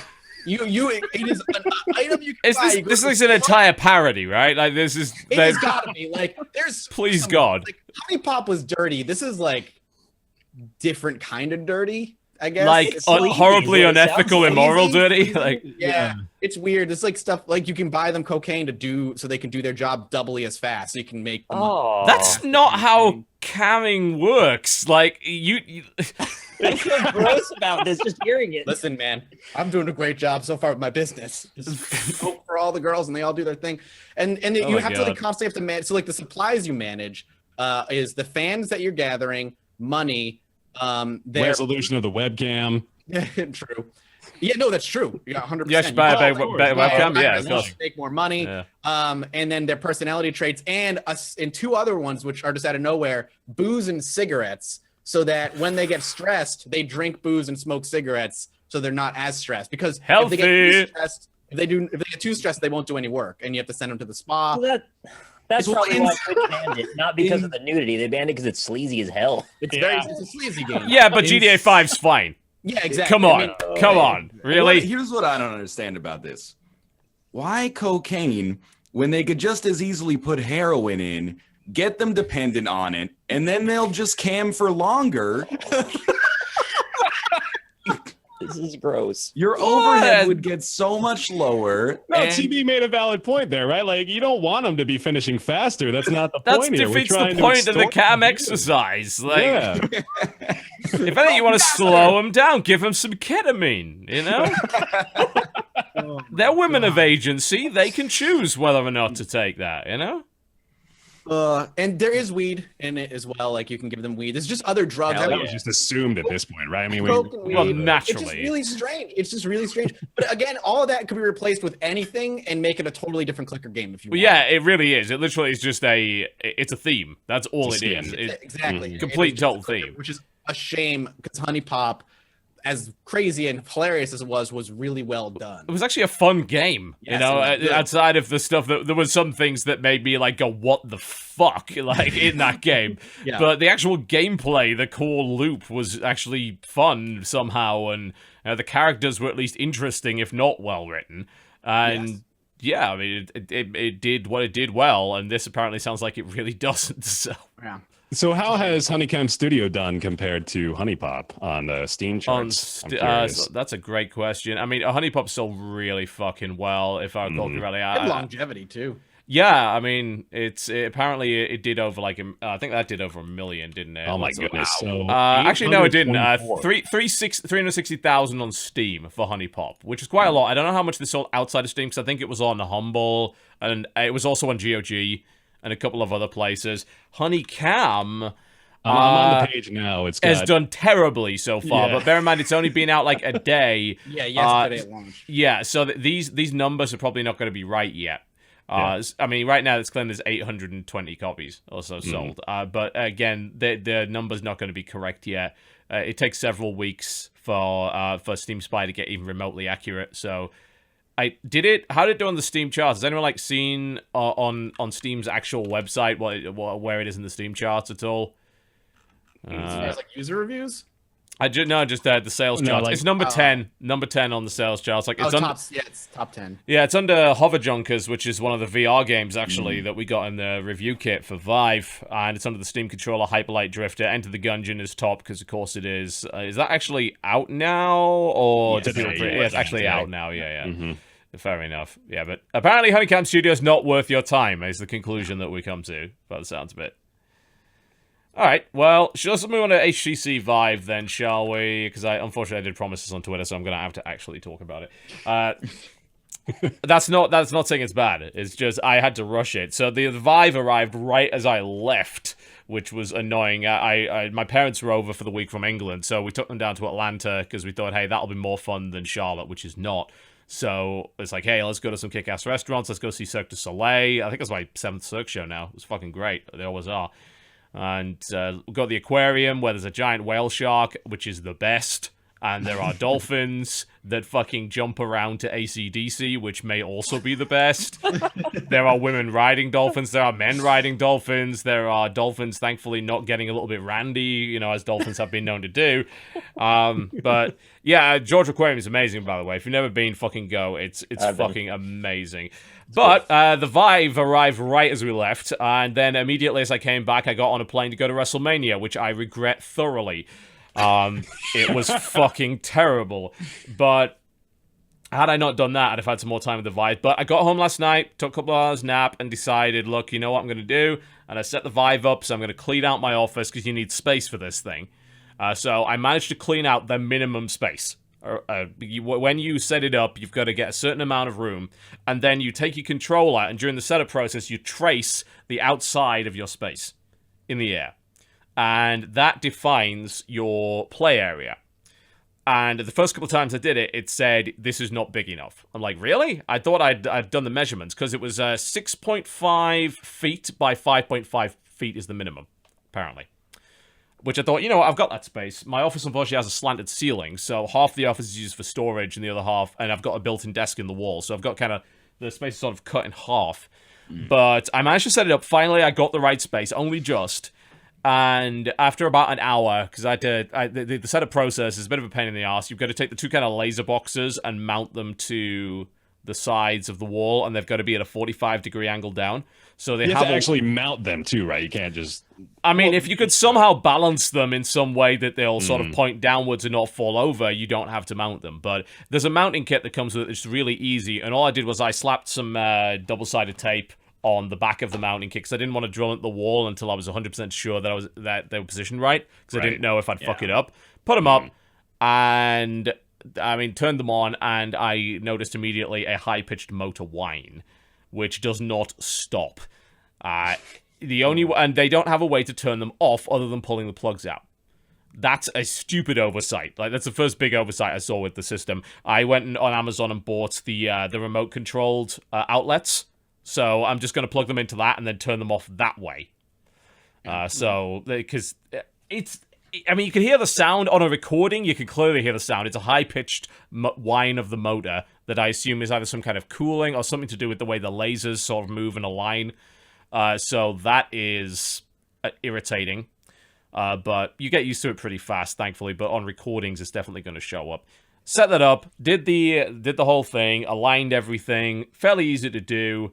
You use these to do the alignment. So let me show these to you on the cam. So with the Vive kit, you get two of these controllers, which obviously look super fucking weird. They have a trigger on the back, kind of like a Wiimote. They've got a side button. They have the Steam controller flat owl face eyes. You know, they've got that. That's in the middle. And then two buttons up and down, and they're fully three-dimensional motion controlled. And they're done so within the laser grid that the two boxes project into your room. So it's kind of like Kinect, only not shit. And they work really well. And as soon as you put the headset on, you see virtual representations of these wherever they are in the room. So you can put the headset on and then find them without running into a wall, which is nice. As you literally just reach out and it's right where it should be. And it's weird because when you reach out, you don't see your hands, but because of the perspective being so accurate, you understand exactly where they are. So you pick them up, and then they will be shown as you move them around. And these controllers turn into different things depending on what game you're in. So guns, a sword and shield, all that kind of thing. The best thing that I had was there's a little sort of dungeon crawler game that I played yesterday. I can't quite remember the name of it, something Realms or whatever. And that's what's called a room scale game. And Vive supports room scale or sit down play. So room scale is you wander around your room. And the limit that you can wander, usually without running into a wall, is defined by that thing you did earlier with the tracing. So you create a play area. When you approach that play area, you will see almost like a Tron-like grid in front of you, which is like kind of the outside of the holodeck, I guess. So it's like, don't walk past this, you're going to fall over something. It's very accurate, and I have not run into anything yet, which is impressive because my entire room is completely covered in nonsense. There's like things everywhere that I could easily run into. But it's very, very accurate. And that game, you use these as your hands. I reached over, grabbed a torch, a flaming torch from the wall of the dungeon. This became a torch in my hand. I could move it around everywhere, and I reached forward and lit a candle with it.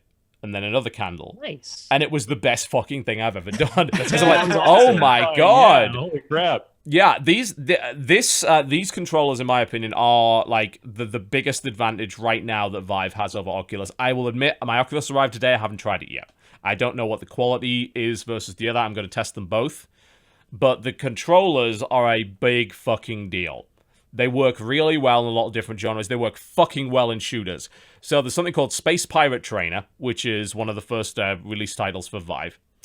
And it turns these into guns, and you fucking aim and shoot. It's really simple. Like, it's full 360, so you turn around, bang, bang, bang. These are both guns. You can reload. You use this to switch your ammo type.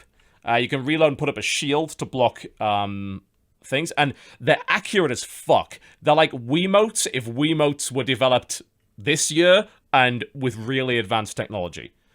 So I can see actually a really, potentially in future, really great FPS built around these controllers. So these are amazing. Super accurate, incredible. Even the demo where you start up with the tutorial, they've got Wheatley who was your tutorial person who teaches you how to use them. And it's like, press this button, and a fucking balloon gets inflated from the top of it.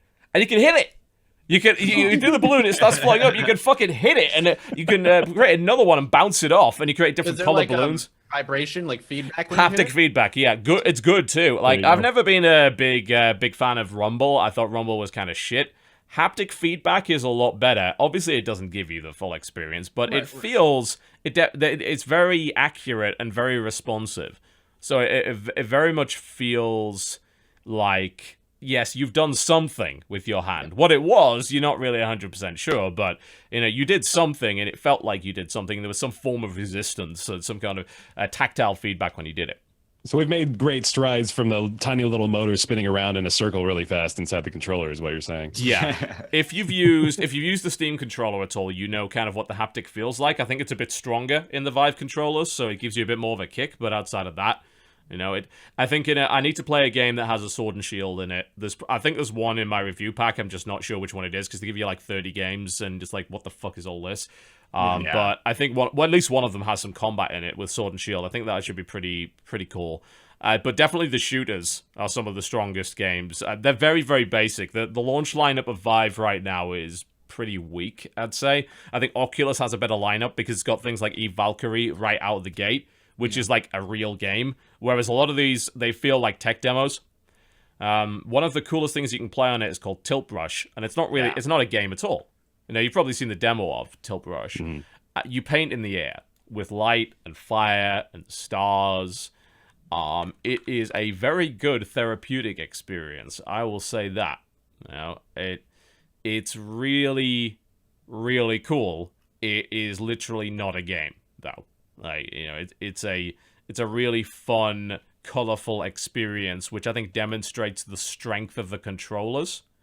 But it is not a video game, and I don't see how necessarily that could be incorporated into one. If it was, though, that would kick ass, because it's really cool to do.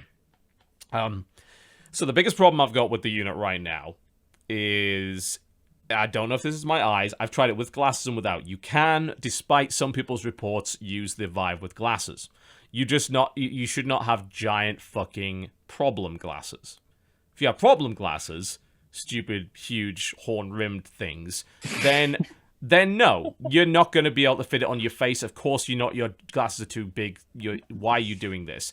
If you have proper glasses, like a sensible human being like me, then, like the people on this podcast, you'll have no problem fitting them on your face at all. No problem at all. But what I've found so far, despite every attempt I've had to adjust it, clean the lenses, clean my glasses, text, unless you are looking directly at it, is blurry. Oh, no. Every time. And the biggest problem with that is, that virtual desktop thing they advertise? It's like, you can play any game in VR with a giant screen. You can, but if it's got text in it, that text is going to be blurry unless you look right at it. That's the biggest problem, like, my Vive unit currently has. I don't know how much it's been mentioned by other people who've reviewed the unit, but it's definitely an issue for me. I actually think, weirdly enough, the text issue is worse on the Vive than it is on this, which is the Gear VR for mobile phones. Oh, no. See, now that was going to be my follow-up, because I have the Gear VR, and I had that issue with the Gear VR, and if it's worse than that, that's sort of... It's as bad, if not worse, in my eyes. I will say that most of the Gear VR stuff I've done is mostly static experiences, because I use it mostly to watch movies on planes, so text is not an issue. But you can see quite clearly on the Gear a blurry text, and you can, for the most part, kind of fix it with that thing on the top here. That's going to adjust the lenses. You can adjust it on the HTC Vive as well, but I found it doesn't really help. Whereas it does help quite a bit on this. I haven't seen too much of this in reviews yet, which is why I'm trying to figure out, is it my unit? Are my eyes just fucked? You do have to definitely wear it at a specific angle, because that definitely reduces the blurriness quite a lot. But I found that that is a thing that is happening. I'm probably going to, contact HTC and my contact then say, look, is this supposed to be like this? Because, I've tried to adjust it, and I've tried either glasses or no glasses. I've cleaned the lenses. I've adjusted the distance between the lenses, which you can adjust with the little knob on the side. None of this has helped. There's definitely something to be said about the gear as far as, like being able to position it correctly. I know that as soon It's as a lighter headset, much yeah, lighter. exactly. True. That like as soon as I situated it perfectly though and got the alignment proper, then it was okay. It's still a little blurry, but Yeah, it's definitely always going to be a bit blurry. It's just I think with the Vive I expected a bit less of that, and I don't think there is, because I thought it's going to have higher resolution with 2 screens. It's a much more expensive unit than literally a thing of plastic with a knob on it, and that a phone goes in.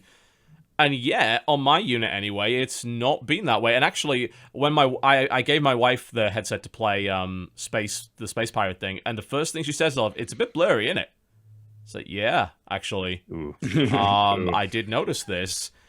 So what I'm going to find out is when I plug my Oculus in, do I have the same problem with the Oculus? If I do, it's probably my eyes, and there's probably no fix for that. But I wear my glasses, I don't see text as blurry at all.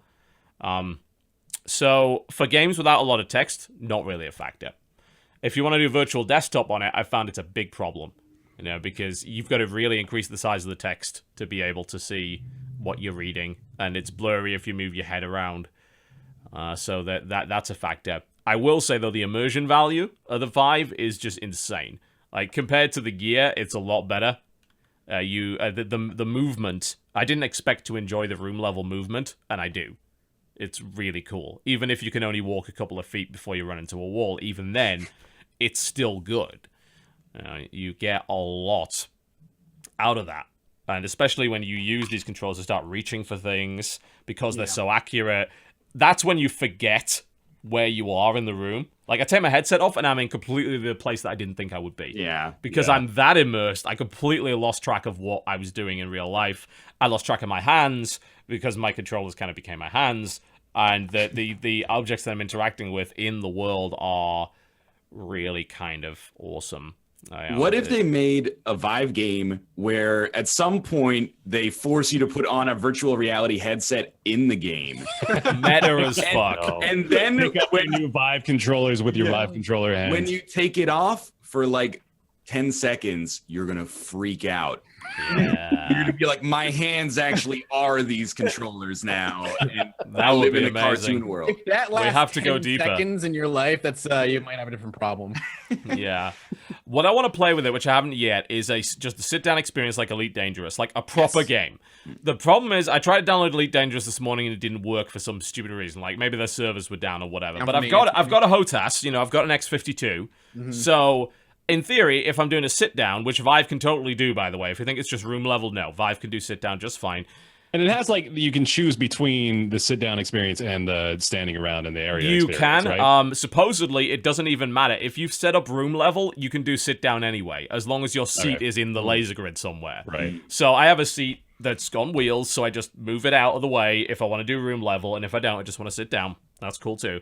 I think that experience would probably be the strongest. Anything like a cockpit experience, a racing game, I would love to get a wheel and play iRacing with it. I think that's compatible. The main issue we currently have is that there's a split between what works on the Vive and what works on the Oculus, which is fucking annoying. So currently, the Oculus has more support, I think, than the Vive does. I know Elite should work on both. It does. Yeah. For me, I was playing Elite Dangerous a lot for a while, and then I got my DK2 in, and I played it on the DK2, and I just couldn't.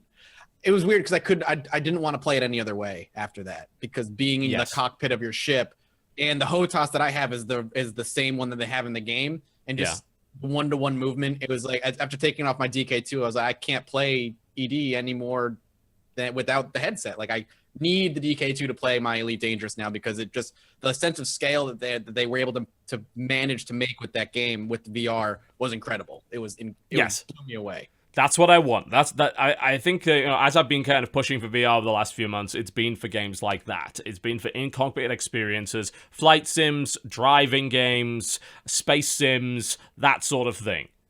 There was I played while I was on the plane. I played a game called Orion Trail. I don't know if any of you've played that. A little indie game on the Gear. And the game itself isn't particularly great. It's mostly an RNG game where, you go through sectors, something horrible happens, you pick a skill, and then you have, like, a dice roll, basically called their, probability drive. But the cool thing about that is it put you on the bridge of the ship, and you looked around the bridge and you saw like your first officer, who was a giant bear, right over there. You have a kind of crossy road aesthetic, and like when you get hit, the sparks come out in your face, and like that made the game infinitely more enjoyable, even though the game wasn't like really special at all, because it was fully head controlled. So you pointed your head at the thing, and then you tapped the side of the headset on the little D-pad controller there. You can see. I hope that there was nobody sitting next to you. There was. I'd actually. I had explained it to her because she was curious as to what it was, and I said, it's a VR headset. This is what it does. I use it mostly for my flight anxiety, and I was watching Hunger Games in the big 200 fucking seater cinema that the Oculus Video has on the Gear VR, which is really cool. And but this Orion Trail game made me say, oh my god, I want Bridge Commander 2. I want Star Trek Bridge Commander 2, and I want to be on that fucking bridge.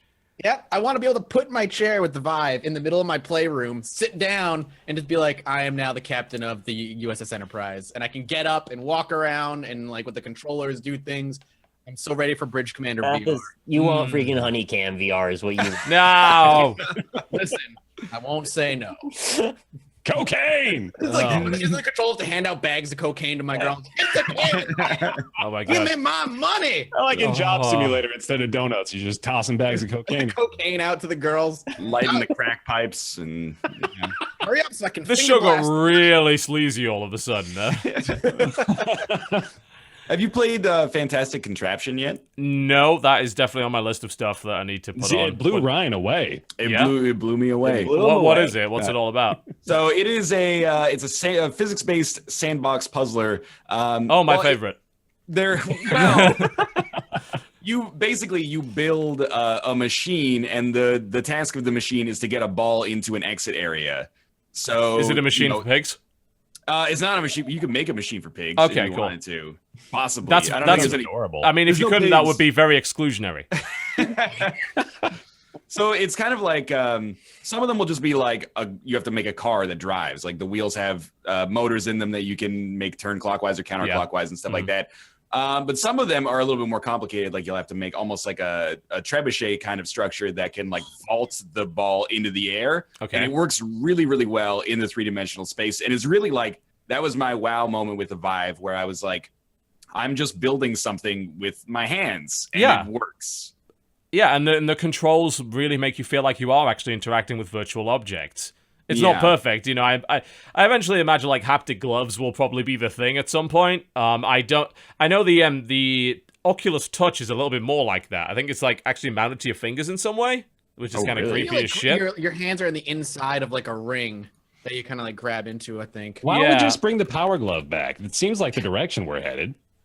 It kind of does, It's doesn't Power it? Glove. That 90s vision of like what the future of gaming would be it's actually real going to life. be correct. Yeah. Yeah, coming you're to right about that fruition. ring. Yeah, it is designed that way. It's sort of like it's closer to your hand because it's kind of like it's in hand there, and then the ring goes around, and your thumb is on a analog stick, as opposed to this, which is like a lot longer, and you've got this sort of touchpad in the center. That seems to be what it's for. But it would be interesting to see if controller-wise we do eventually go to finger-mounted level stuff, kind of haptic gloves, basically.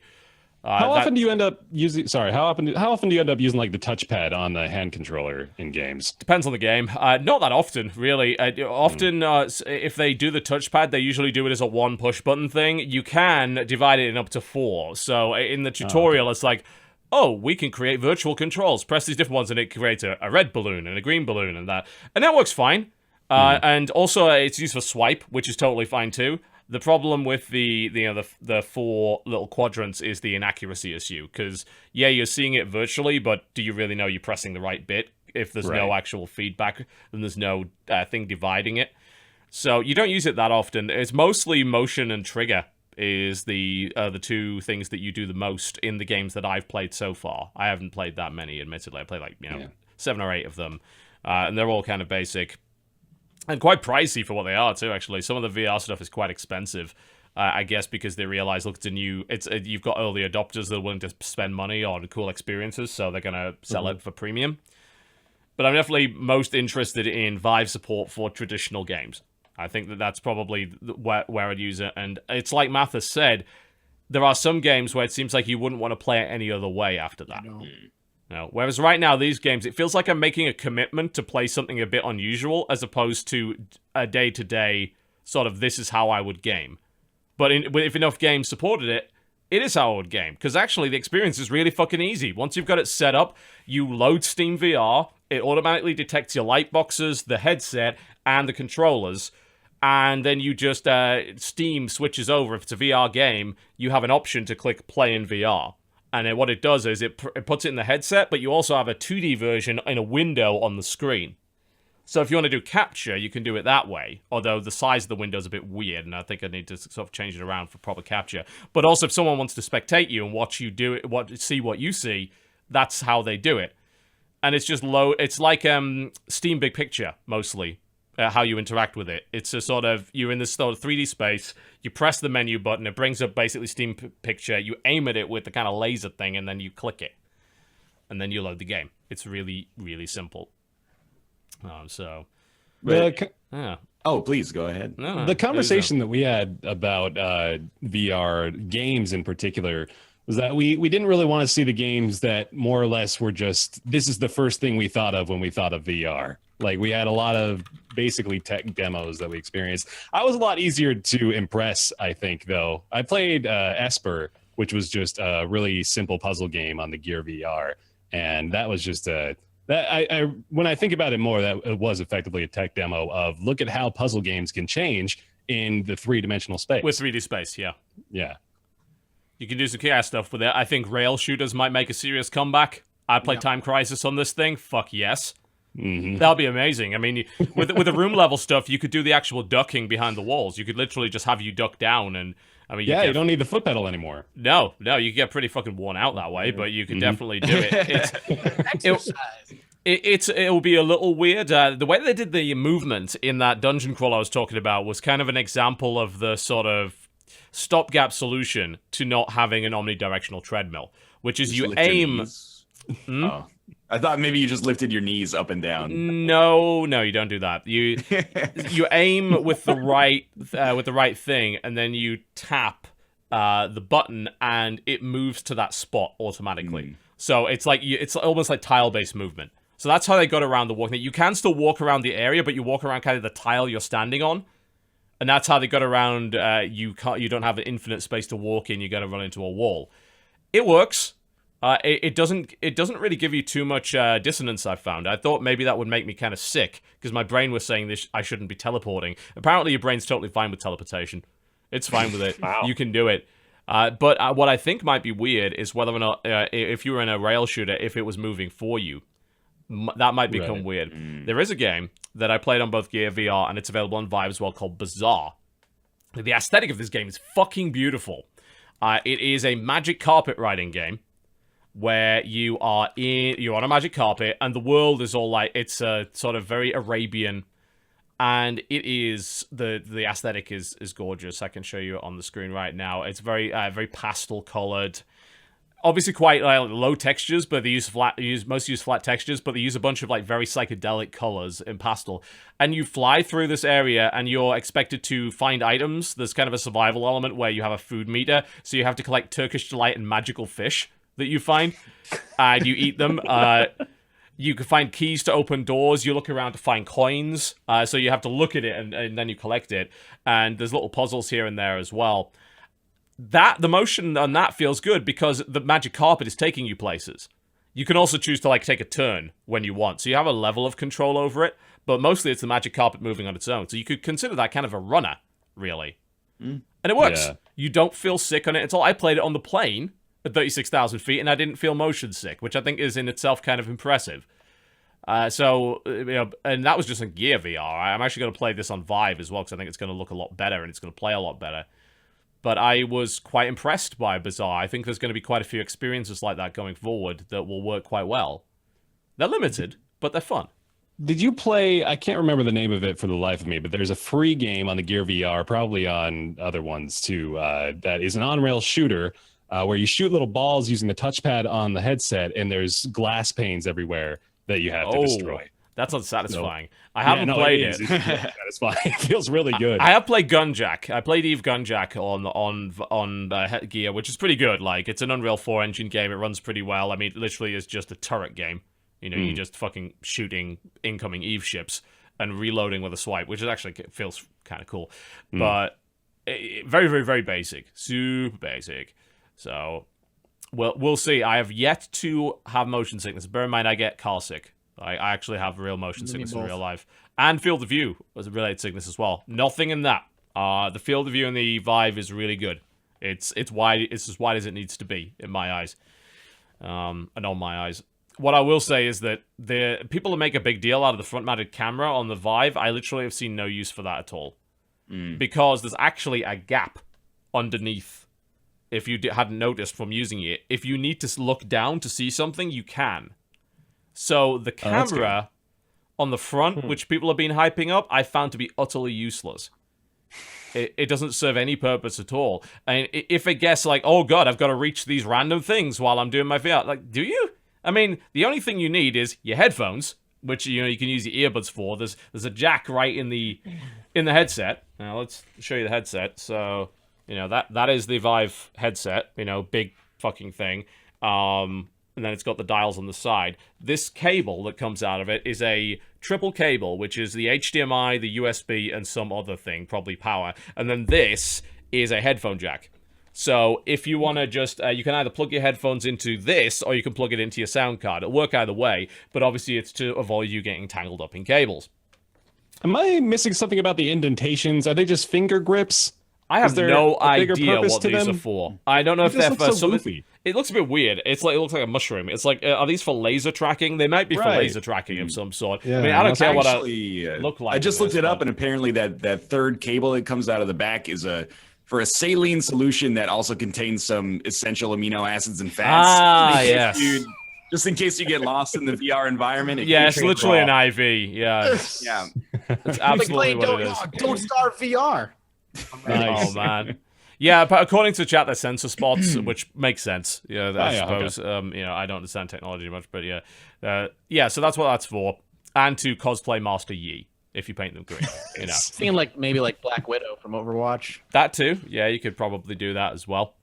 I've seen some complaints about that the Rift actually you can't see underneath, and it's a bit of a problem maybe for people that need to use the controller but don't know where the buttons are. So it's interesting to see the Vive doesn't have that issue, and no, also it doesn't. has a camera anyway. Yeah, it seems redundant because it doesn't have the issue. You just look down and there's a gap there, and I thought that would cause a light leak issue. No, it doesn't seem to. Like the rest of it's covered really well as long as you're looking where you're supposed to be looking. I've not noticed the light leak at all on it.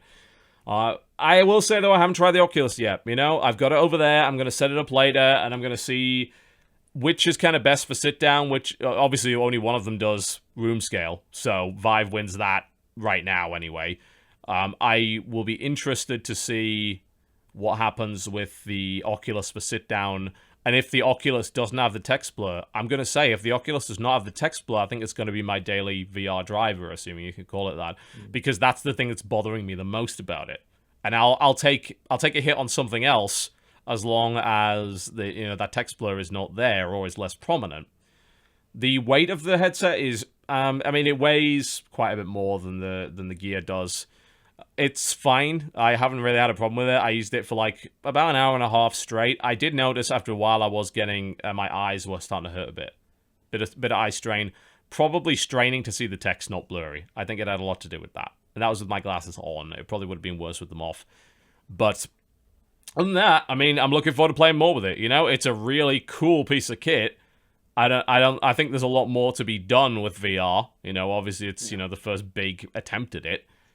But I think the tech is relatively solid, and I think there's going to be some really cool games with it. I can't wait to play Elite. I can't wait to play American Truck Simulator and all that kind of thing. Yeah. But Trucking and space trucking, man. Absolutely, that's all it is. But I will say, absolutely, 100%, fuck the current split in launch lineups. These are not consoles. Right. It's like saying I can only play a game on a certain kind of monitor. That's fucking dumb. Right now, I think Oculus has the strongest launch lineup because they have like real games with it. Things like Amec and Eve Valkyrie and such. Those are coming to Vive, but they are not on Vive yet. So Vive seems to have limited core game support at the moment. Hopefully that will change, because obviously I want to play a lot more games with it. But outside of that, it's really cool tech. I'm looking forward to playing more of it. I'm going to do probably plenty of videos on it. I can't wait to do a tabletop simulator with that and fucking grab the fucking piece and throw it at your face. You're Hitler. Just bang, go for it. I think that's going to be great for fucking board games. It's going to be an awesome experience with those controllers, because it's so good picking things up with that. It feels awesome. You know, I do need to play more Hover Junkers, which is the sort of multiplayer shooter. Vanishing Realms was what I was playing in the dungeon crawl, and there's an episode I think called Starseed, which looks really interesting. That's on Vive, so I need to throw myself into those and see what happens. Yep. So that's my VR opinion. I can't wait till I get my Vive like a year from now, and then I trace out my room, and then Wheatley holds up an eye chart and is like, "Can you read the fourth line from the top?" And then he's okay. How about now? Is 1 or 2 better? Okay, now 2 or 3. I'm actually kind of surprised because they were mentioning, I think Oculus and HTC both mentioned the possibility of prescription settings that you could customize. Nothing of the sort, from what I could tell. That's probably going to be an issue for some people. Again, I can weather with my glasses, but the more shit you've got in your eyes, the more it's going to heat up, potentially fog over. I haven't had it fog, I'll admit that, but you definitely, your eyes start a little bit warmer because you've got a lot around your face at that point, so there's no ventilation really for your skin around there. So after a while, I think you'd have problems. You know, think about sitting in this thing for 12 hours. I don't think you're going to be able to do that, like, not without a break. You're going to have to follow that damn instruction that says take 15 minutes break every hour in gaming. The one that nobody follows. I always thought it was a myth. Yeah, I think you're going to have to actually follow that. Have you noticed the screen door effect as prominently in the Vive? I don't know what that is. It's seeing the pixels, essentially. Yeah, more or less like literally feels like you're looking through a screen door. It's definitely there. It's not as prominent as the Gear VR, but it's definitely noticeable, which again I was kind of disappointed by, because I was hoping, hey, the Gear VR's like this because it's low resolution with only one screen in comparison. Cool. But the Vive's like, hey, that's supposed to be a bit more high resolution, right? It's got 2 screens. You still see the sort of grid. It's a very, very fine grid. It's like looking through a fairly transparent mosquito net. Yeah, that's probably the best way to describe it. It's there. It's definitely there. Depending on the lighting in the game, you notice it less or more.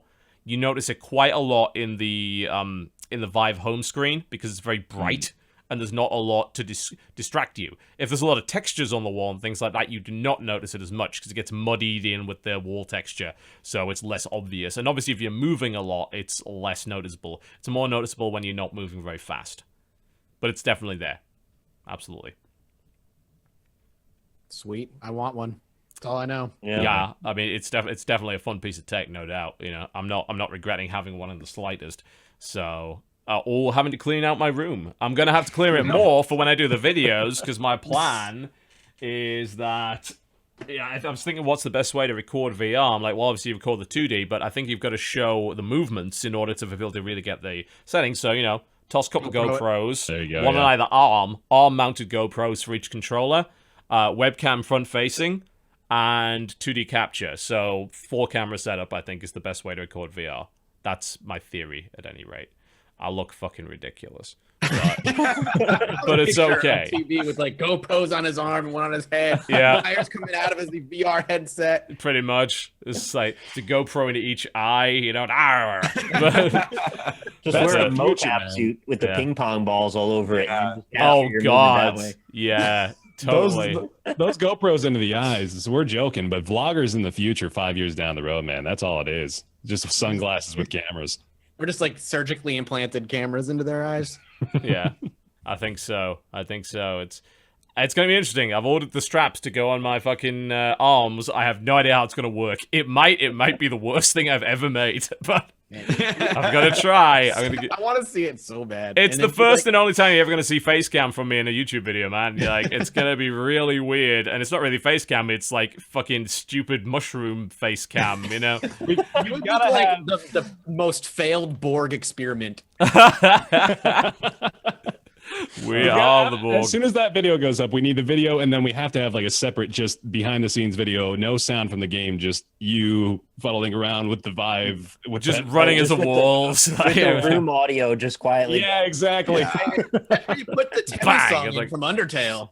Oh Yeah, my you go. god. It writes itself. I can't wait for them to release what they're the Guitar Hero, or is it Rock Band on Oculus, I think it is. That it's like, if you can't look any more stupid, here you get a plastic guitar, that stupid fucking thing on your face, like, ah. Oh dear god. This No. is gaming. This is Here's video what you gotta do. games. What is VR gaming? Put Yes. the green screen behind you, and then just put yourself in the game with the chroma key, so that you're actually in the frame as you're playing it. Who That's a needs VR? sick idea. I mean, syncing that up would be really fucking hard, but not impossible. There's the people, like some people play American Truck Sim, but they have like the camera behind them, so it just catches like the back of their head in the chair, and then they green screen They like put themselves in the front. truck. Oh, that's Yes. kind of awesome. Oh my god. man, that's genius. That's pretty sick. I gotta admit, I don't even own a green screen because, like, I don't show my face enough to even justify one. But for that, maybe. Oh, I bought that's one so great. I could hang it in front of my mirror so you guys couldn't see what's going on. Oh dear. Yeah, so ready. that's HTC Vive. I mean, we're some of us are probably getting headsets over the next like few years. So Yeah. yeah, Whenever Vi- they decide to send them. Hopefully Yeah. 2017. yeah. Both Oculus and Vive are shipping right now, I believe. Even if you've pre-ordered, you might be waiting several months, unfortunately, for If the you buy units. one now, Vive says they ship in May. I pre-ordered mine. It's not bad. You probably. No, it's actually I not pre-ordered bad. my Oculus in the first 20 minutes or so of it going live, and I wish it was in the first 1 minute. Unfortunately, I didn't make it, and I'm still in the waiting for getting an email that tells me when I'm getting the email that tells me. Yeah, I don't blame you. They say there was component shortage today, which is surprising nobody. They are, I believe, giving free shipping now as compensation for that, which, considering the weight of that motherfucker, is not a bad deal. But unfortunately, that doesn't help anyone who's actually waiting for this fucking thing. But I'll say this, by the time you get it, they'll probably have dealt with some of these bugs. Those fucking light boxes. Why do they not turn off when you turn off the VR? Why do I have to deal with that? Because these things are mounted 2 meters above your head. The only way to turn them off is to unplug the damn thing from the outlet, which is awkward as shit. So Yeah, it would be nice if that could be solved. They're just constantly scanning. They are, Right. which is a bit disturbing because, of course, people are complaining about the Oculus privacy issue. You have to agree to let Facebook take your information. Well, Facebook is already taking my information, so that's not really a big change for me, but I understand why some people would be upset about it. I will say that, with the Vive, I had to connect to a service of some sort as well. Some kind of HTC service. And obviously you're logged into Steam, which has rights to your information as well. I don't know who is the bigger offender when it comes to privacy. I don't know. Couldn't tell Both you. of them are pretty bad. Both of them are probably pretty bad. One might be worse than the other. I haven't done enough information. I don't have enough information to truly tell you. But I will say that if you are concerned about privacy, you probably don't want to own a VR unit yet. Mathas, you got me jonesing, man. Now that I know it could ship next month. Yeah, I looked today because I'm like, do I want to bug HTC for like another few days and see if maybe they'll get back to me, or do I just want to buy one? So I looked at it and it says expected ship dates in May for pre-orders. Now it is $1,100 Canadian. I know. No, that's right. Stings. Bug them Yeah. enough, they'll just get back to me. Just a business expense, man. Yeah. Write it off. You realize that doesn't make the money, not a Yes. thing, right? Like, No. it helps. It definitely Everyone helps. says just write it off like the government just buys it for No, you. yeah, That's not how that works at all. Right, that's how that works. I hear you needed this HTC Vive. Love the government. Yeah. Love Yeah. the government. That's Whichever government applies to you. Love So I'll admit this. So I did some, contacting and networking and bullshit to get my units quicker, but I will say I paid for them in full. Because they said to us, well, we don't, we're out of press units because we gave it to the Washington Post that doesn't even know what a PC is, so we had to send them a PC as well. I'm not kidding. They actually had to do that. man. Yeah, because they're like, well, no, can we plug it into our MacBook? No, you can't. It's like, will it work on our iPhone? No, it won't. So they sent them a fucking $5,000 fucking PC to run this shit. that's hilarious. But I said to them, this ColecoVision. Oh, traditional media, why are you so dumb? But I said to them, look, I have both of these units ordered because I wanted them as soon as possible for, review and critique purposes. Can I just, skip the line? I'll pay. I have no... In fact, I'd actually prefer that I pay. Because you giving me a free $800 piece of kit is that I need to disclose. That sounds a bit dodgy. That's kind of bribery, So I pay for them both, And... I was able to get them quicker, which was cool. So, yeah, there'll be VR content coming over the next few weeks that I can guarantee. But it's really interesting. I'm kind of fired up because it's a new thing in gaming, and we haven't had one of those in a while. Oh yeah. Yeah. I was trying to sell these guys on the sitting under mushrooms as a small ant on the branch. That's awesome. I love that. Experience. Yeah. So the cool, ant, isn't it? ant theater is the best. Your screen is a fucking Samsung phone on its side in front of you, but you are an ant. So it's fucking-gantic, and it's a mushroom right up there. Thank God, man. These I guys, believe in We mushroom got our theater. mushroom segment out of the way. Can we go to Rocket League now? It's get it. true. Oh, hoops coming. Yeah, they're adding basketball. I don't Yeah, care. man. It's true. You can be on the moon, too, That's the thing. Oh, your home I theater or didn't real even tell theater. them about the moon. The moon is just The moon. like it's Yeah. fucking frosting on the cake. Yeah. It's so cool. People don't get how good it is watching media on VR. Especially if you fly. If you fly, Gear VR is the fucking godsend. I get flight anxious. And obviously I'm sitting in economy, which means that, I'm in the smallest possible space. Yeah. And I really want to not feel that way. And you know Right. what? Having the Gear VR headset means that I don't feel that way. And that's fucking brilliant. Well- You want to watch a movie while your wife's asleep or whatever next to you? Gear VR, earbuds. Done. It would give me anxiety though, knowing that I'm in an isolated space and knowing if people are trying to get my attention, it's going to be jarring. If the plane's going down, yeah, then you're They're probably like, hey, do you want a soda? Do you want water or something? I'm like, I'm off in another planet looking at. That's where the pass-through camera comes into play, man. Yeah, pass through camera on the Gear VR. You can do that. I just ignored them completely. And they ignored me too. The person next to me, on the way to WrestleMania, I was in first class anyway, so I'm like, you know what? I can do whatever the fuck I want because money. On the way back, I was in economy, I was like, I'm going to explain to the person next to me what I'm about to do so they don't think I'm about to try and blow up the plane with my laser eyes. Fair enough. And she was actually really interested in the headset. I was like, yeah, it does all this. And it's like, that sounds really cool. Does it work with the iPhone? I'm like, sorry, Apple's kind of a bit behind the times there, but maybe they'll do one eventually, the set or something. They'll probably have to make it look fashionable. That's the problem. That's why they haven't made it. Because Apple's for hipster fucks. So as a result, you've got to make it look really stylish. Otherwise, no one will use it. Will they let you wear it during takeoff? Yes. Wow. Okay. Yeah, I remember they changed it recently, so you can use electronic devices during takeoff and landing. You never used to be able to do that. Headsets, they don't have a rule for that yet, but they let me do it. No problem. I will say taking off feels very weird when you're sitting in a theater and suddenly the theater tips this way. It's like, hang on a minute. It's at that point that you switch to the flight sim, the 360 video of the blue streak Navy pilots or whatever. And it's like, this now feels okay. Because now I'm in a virtual plane in a real plane. God. Yeah, Good VR's pretty kick-ass. Let's take a break, and when we come back, we still have more games to talk about, and there's shit all news this week, so let's just do that, We've got Sounds more good. games Oh, to talk yeah. about, let's do it. You're watching the co-optional podcast with the entire cast of the Roundtable on here today. You probably noticed the significantly less bullshit, which is kind of weird. I wonder what happened to Jesse and Dodger and the bullshit. Where did they go? Are they filming their travel show? They are, yeah. I think this is the last time they're doing it, so this is the last time they bail on me for some goddamn sling thing.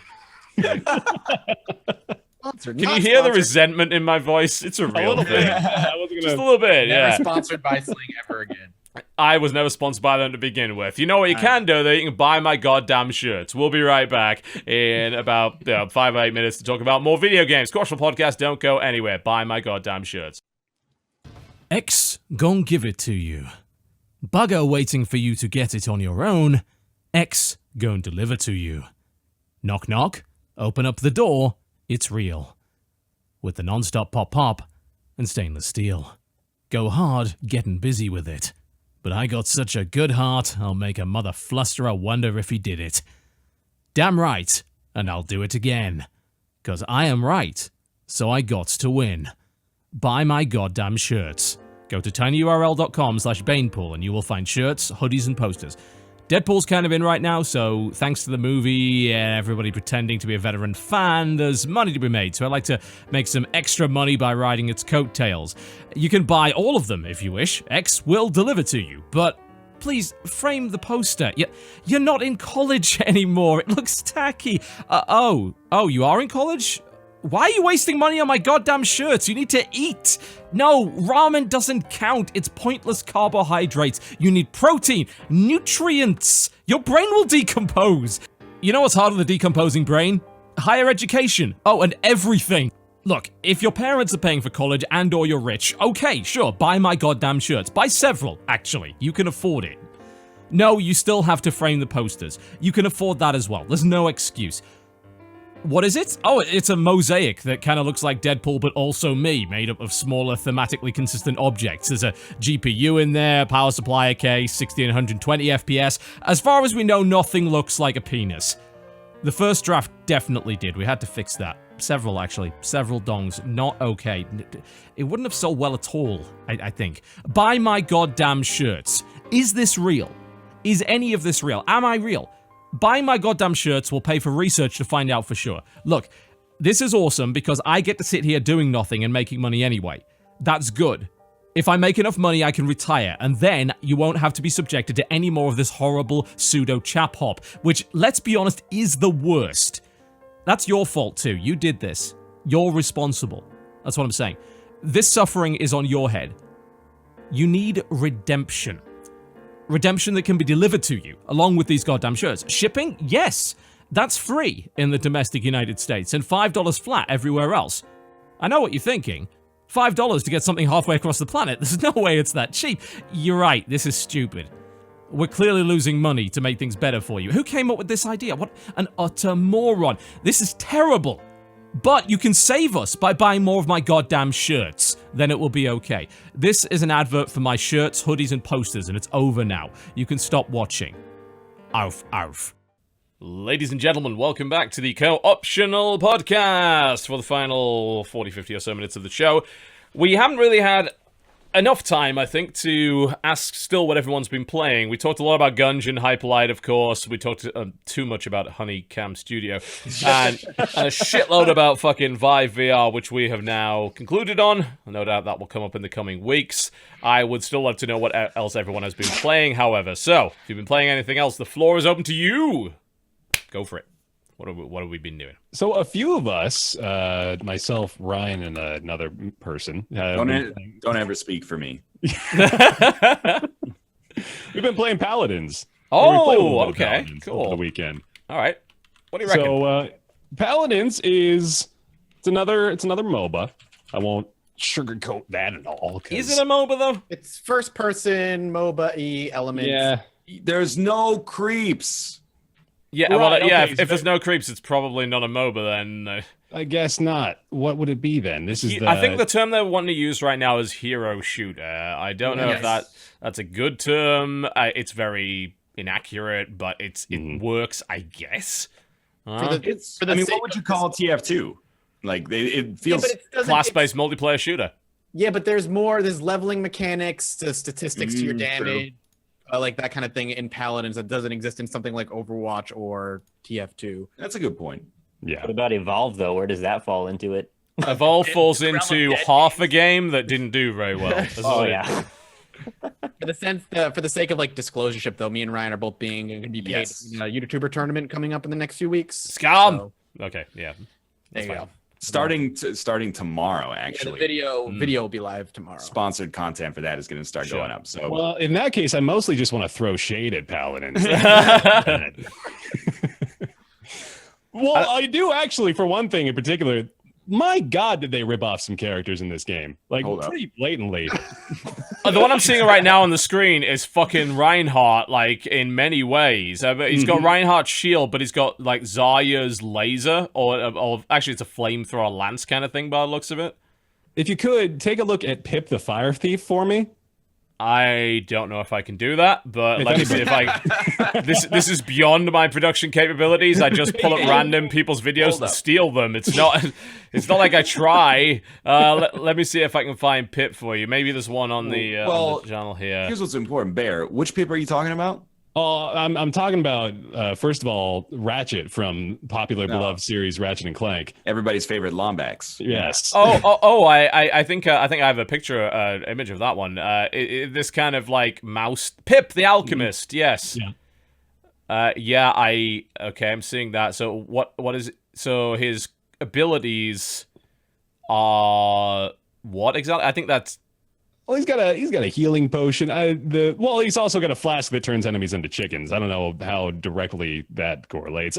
It's not necessarily the skills either. It's mostly just the appearances. I mean, we've got Groot more or less in the form of Grover, the giant tree man. But yeah, this is clearly Hanzo, and some way or another Cassie, I think, is her name. A lot of these kind of games will take mechanics from other games because obviously there's only so many mechanics you can really make, you know. But then they'll mix them up. So it's like, well, this especially with Dota style games, like, well, this is Anivia plus this other character. You know, this guy with the flamethrower. Also has that. So he's Roadhog plus Reinhardt, by the looks of it, the kind of knight dude. Which one are we looking at? We're looking at Fernando, I believe. Yeah, He's got some. I mean, there are heroes that look like other heroes, and they have elements from other, like a bunch of other heroes pulled together. But I think the thing that it's high res. They've done stuff like Smite and Tribes and all that stuff. The gameplay is really good though. It feels good. I enjoy the leveling aspect, like of MOBAs in general. It's just that sense of progression is nice, and I've been having a good time with it. It's been fun.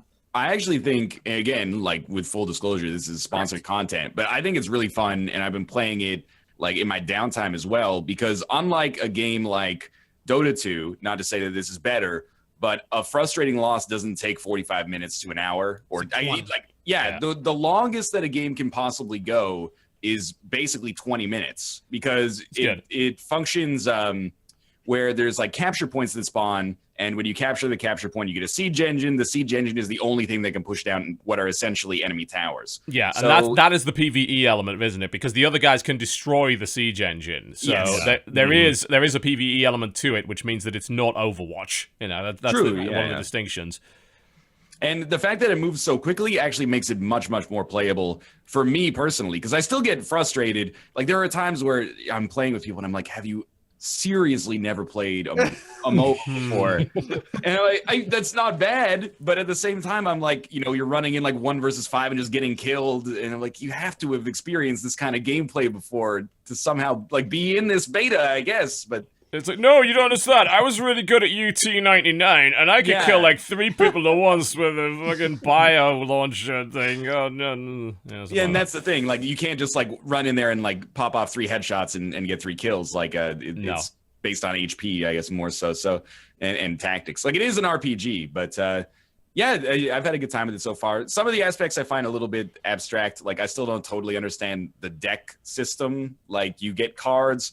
Those cards correlate to levers. Like a fancy version of League's runes, right? More, or not even a fancy, but like sort of a reskin of that, where they they have a system in place where you can get sort of abstract, minimal statistical benefits. But right? So it's not like fucking Paragon, where literally everything is based on the quality of your deck, and you're utterly fucked before you even go into the game. That's if you've got the wrong shit, right? The decks are actually pretty important. Like, there's 2 different decks. You have the commons decks and the hero decks. Okay. All of them can do things like the common decks there's a card you can put in that increases your movement speed by 25%.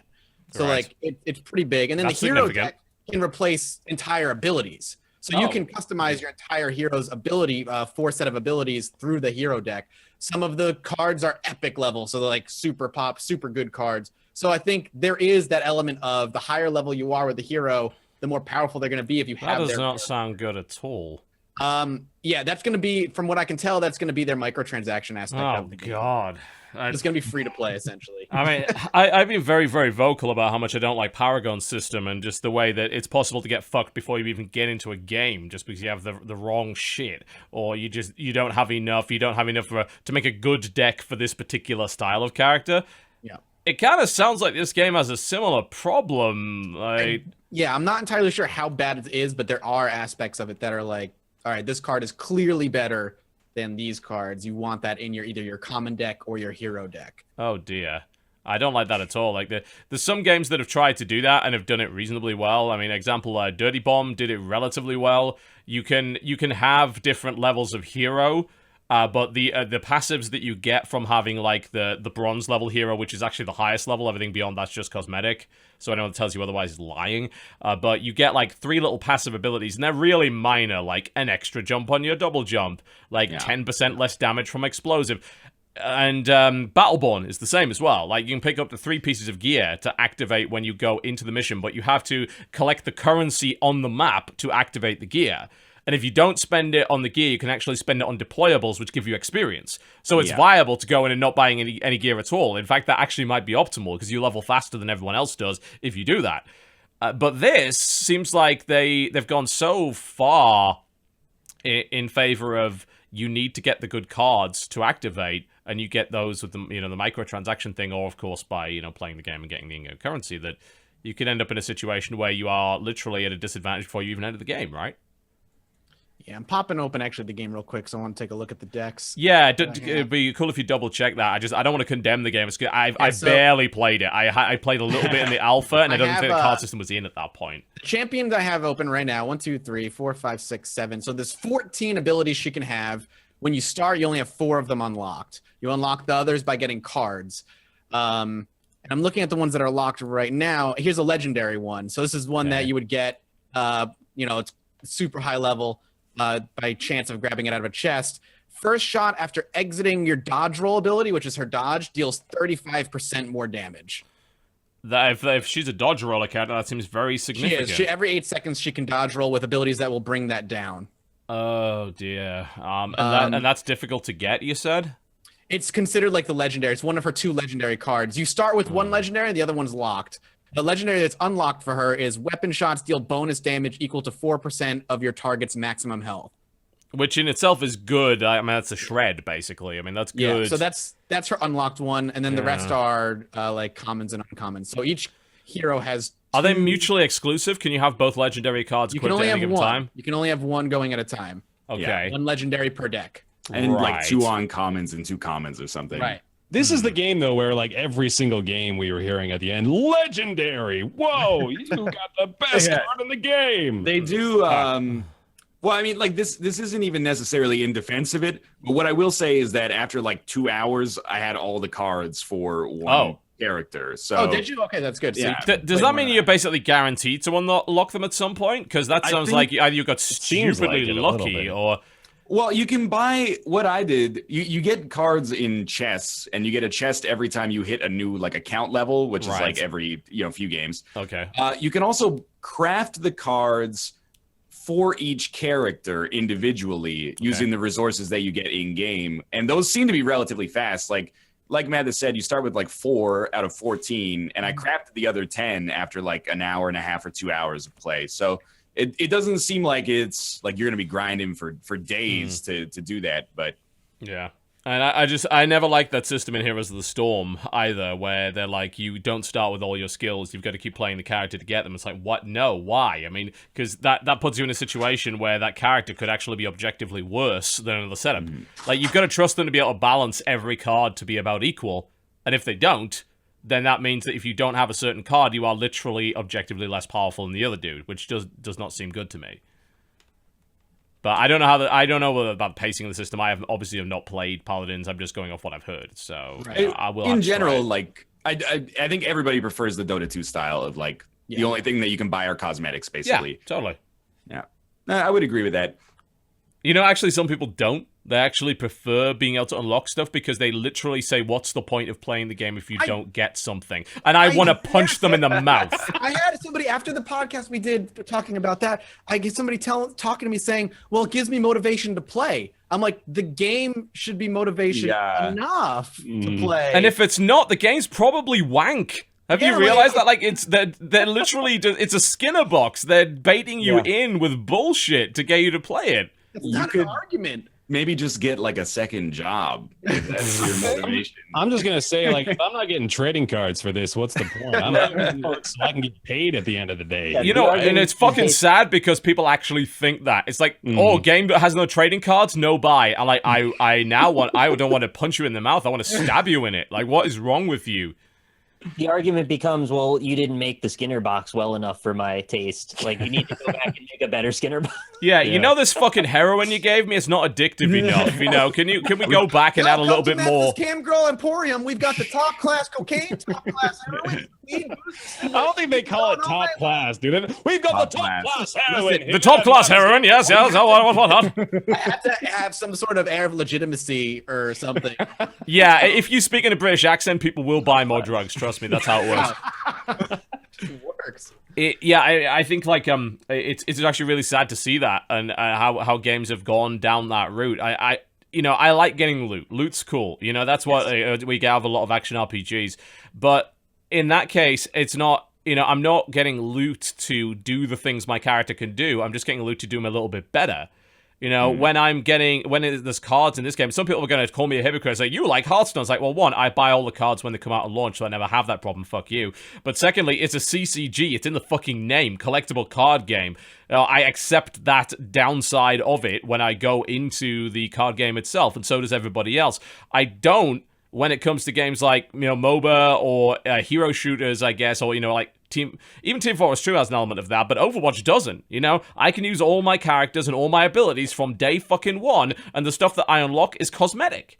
Yeah. And I still get the progression because I get cool shit, but none of it affects my ability to do my job. None of it's gameplay focused. No, and you can create character progression without having to attach it to things you unlock, too. Like, that's not impossible. No, it's not, yeah. I mean, I imagine if you're creative, there are more ways to do it than simply having it be cosmetic. You know, you could probably do it in other ways, but the lazy way is collect a piece of gear that makes you better than the other dude. Yep. And that's going to obviously be a problem. What I will say is that even though I've played probably like 4 or 5 hours at this point, I'm ignorant to whether or not there exists like a common variant of a card that is like, your ability does X, and then there's like an uncommon that's like, you know, 1.1x, and an uncommon or a rare or legendary that's like 1.8x or something like that. So I don't know if the legendaries are strictly better in an objective sense, but I think it is probably fair to operate under the assumption that they are better, even if it isn't for exactly the same reasons. Like maybe instead of giving you like a small movement speed buff, it gives you like a higher crit chance or something that manifests itself more prevalently when you get it. But I mean, what I like to see when they're gonna do rarity tiers is common is a straight up buff. Like, and this is actually the way Battleborn does it a bit. Common is usually plus X to Y. Done. The more complicated you get, it's like, well, this is actually more, but there's a downside. Or this is a bit weird, like there's a weird condition you have to fulfill. It's like people complain quite a lot about legendaries in Hearthstone, but in reality, only a tiny number of them are strictly better than their common equivalent. You know, like Dr. Boom is strictly better than War Golem. Everything. Yeah, he has a point. Unfortunately, it's strictly better than War Golem, with the exception of in the situation where there is a MC tech involved, mind control tech. You know, because it puts 3 minions on the board. So in that situation, it's strictly better.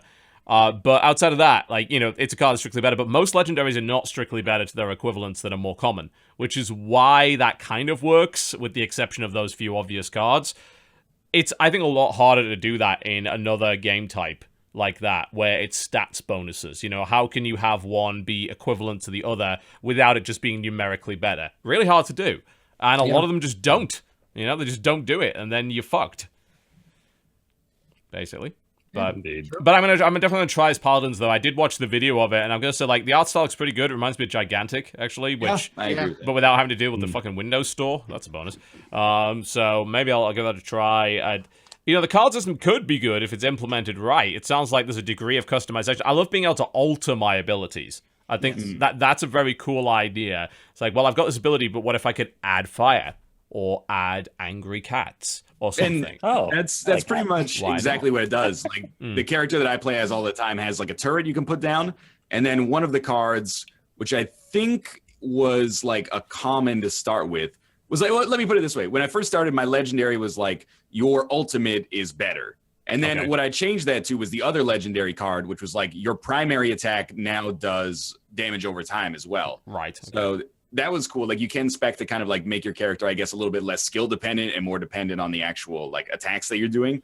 But like, you can spec it so that the turret is like, it shoots fire shots, or you can spec it so that it shoots slowing shots. So there is like some variance there depending on the role that you want to, play, I suppose. Yeah. I think the thing that I would prefer with games like this, and I know that right now, I think in the industry and the market, it's not a possibility, mostly because there were games that tried it before and failed. I would prefer all those cards were unlocked by default, and I paid $30 for the game.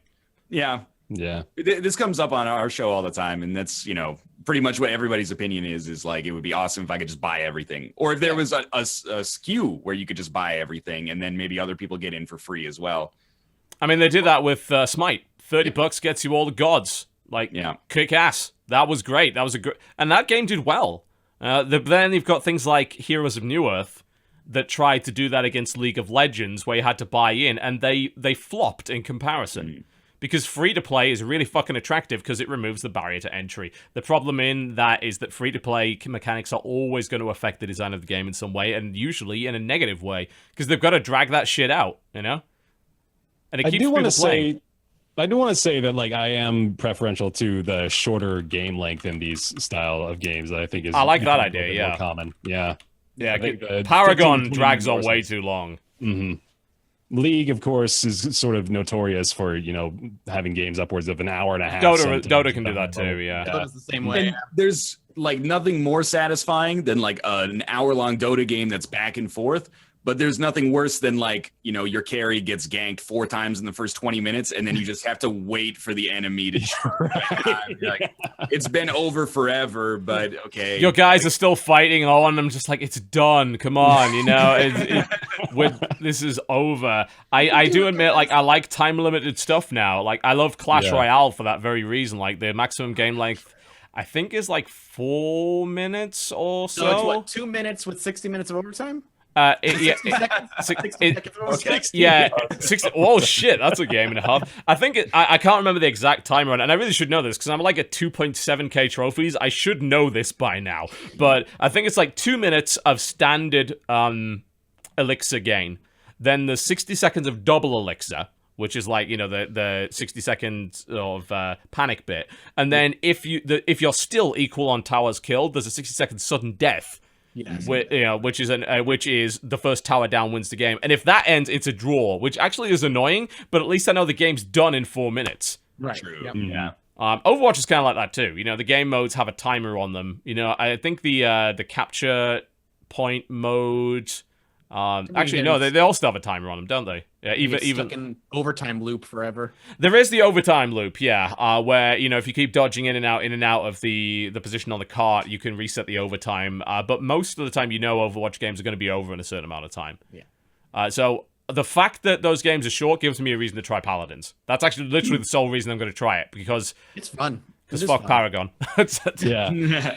It's too much. It's too much. We talk about exclusionary and the barriers of entry there too, but it is, for that genre, it's a pretty big barrier of entry to say you've got to commit at least an hour. 2 hours to just play a couple games to familiarize yourself with it. Like, man, that is a heavy impact. And hell, you've got to play like 500 hours of Dota to even be passively terrible. So to be competent. I'm terrible at it, and I've got 700 hours in that game. And most people are like, I've got 2,000 hours. I'm at like 600 elo, basically like fucking wood tier. Yeah. It's half of my games are in average skill quality. The other half are in like low tier. Yeah. Let's glorify the people being paid 6 figures to play Dota professionally, not recognizing the fact that they themselves probably have about 100,000 hours in Dota or something like that. All the time. Ridiculous amounts of time. 100,000 hours. That's a lot of hours. I'm sorry. I've got to ask now. Let me ask me Google here for a second, because my basic arithmetic is terrible. What is 100,000 hours in days? 100,000 hours equals 4,166.667 days. Jesus Christ. That would be about 12 years of straight time playing. The game has not been out that long, unless you That count the sounds Warcraft right. 3 mod. Yeah, that should be fine. Stick with my original assertion. Cool. I mean, I'm glad you're sticking to your guns there. I respect that. You know, it's good. What else has everyone been playing other than Paladins? Should I jump in? I got one here. Go for it. We'll switch over to my paid sponsorship card-based game. Jesus Christ, guys! What the hell is this? All right. Welcome to the co-optional shillcast. Email me business propositions, MathasGames@gmail.com. For real though, I only bring it up because I legitimately love the game. I wouldn't have talked about it if not. Of course you do. It's Force Showdown. It is a computer card-based game where you essentially you go through 7 floors and a boss several times over while building a deck, getting 1 more mana every floor you go down. And it's structured like a game show, and you pick one of 4 different heroes, each of which have a different sort of construction, and you try and build a deck to make them stronger and better over time. The deck construction ends up being a pretty big primary focus over time, but at the start, it's more just about your dexterity and skill. And I really like how the game scales out from being rather short, maybe about a half an hour for the first campaign, to closer to an hour for the second campaign. And I haven't even unlocked the third one, so I'm not sure quite how that one's structured. But I played about 20 hours or so of it, and the game is extremely addictive. Just basically jumps you right back in for more. Every time you finish a run of it, you end up with a bunch of currency to buy new cards for your deck. There's a card spinner thing like in Hearthstone where basically it'll pop you on like a common, a rare, or a supreme. And then the ones that you have more than 2 of, it'll turn those into shards, which are basically like dust. And then you can synthesize new cards from that. So you're always going to be moving forward, building a better deck, and hopefully making progression, even when you have a pretty terrible run generally. And it will happen. And just to clarify, this is a single-player game, right? You're not playing against other people. Yeah, but it is only single player, and it does not have any paid elements to it. It is just itself. But I've loved it. It's just extremely addictive, and I was hoping more of you guys would check it out, actually. I have played a bit, actually. Yeah. One day. I did check a bit of it out. It started a little bit slow. I didn't have too much time to really get into it, but I am watching, right on the screen right now, we're actually watching Cry Sells Out, which is his sponsored video on this. Because Force have been offering like money to quite a lot of people to do sponsored, disclosed, obviously, streams of this. Yeah. Because it does have that kind of roguelite element to it. You know, you are going through those levels. It is getting more difficult. The addition of mana every time and building that deck up sort of dynamically as you go, which gives you abilities. Otherwise, it's like it's a top-down sort of Diablo or Dota-style single-player PvE game. So you're fighting stuff, you're fighting bosses, you're getting pickups. Every level, you get more stuff. And you've got different characters with different decks and abilities that you can use to do that. I actually do quite enjoy it, like, to start with. I have not played enough of it to give a definitive judgment on it, but I do want to play it more this week and actually get a video out.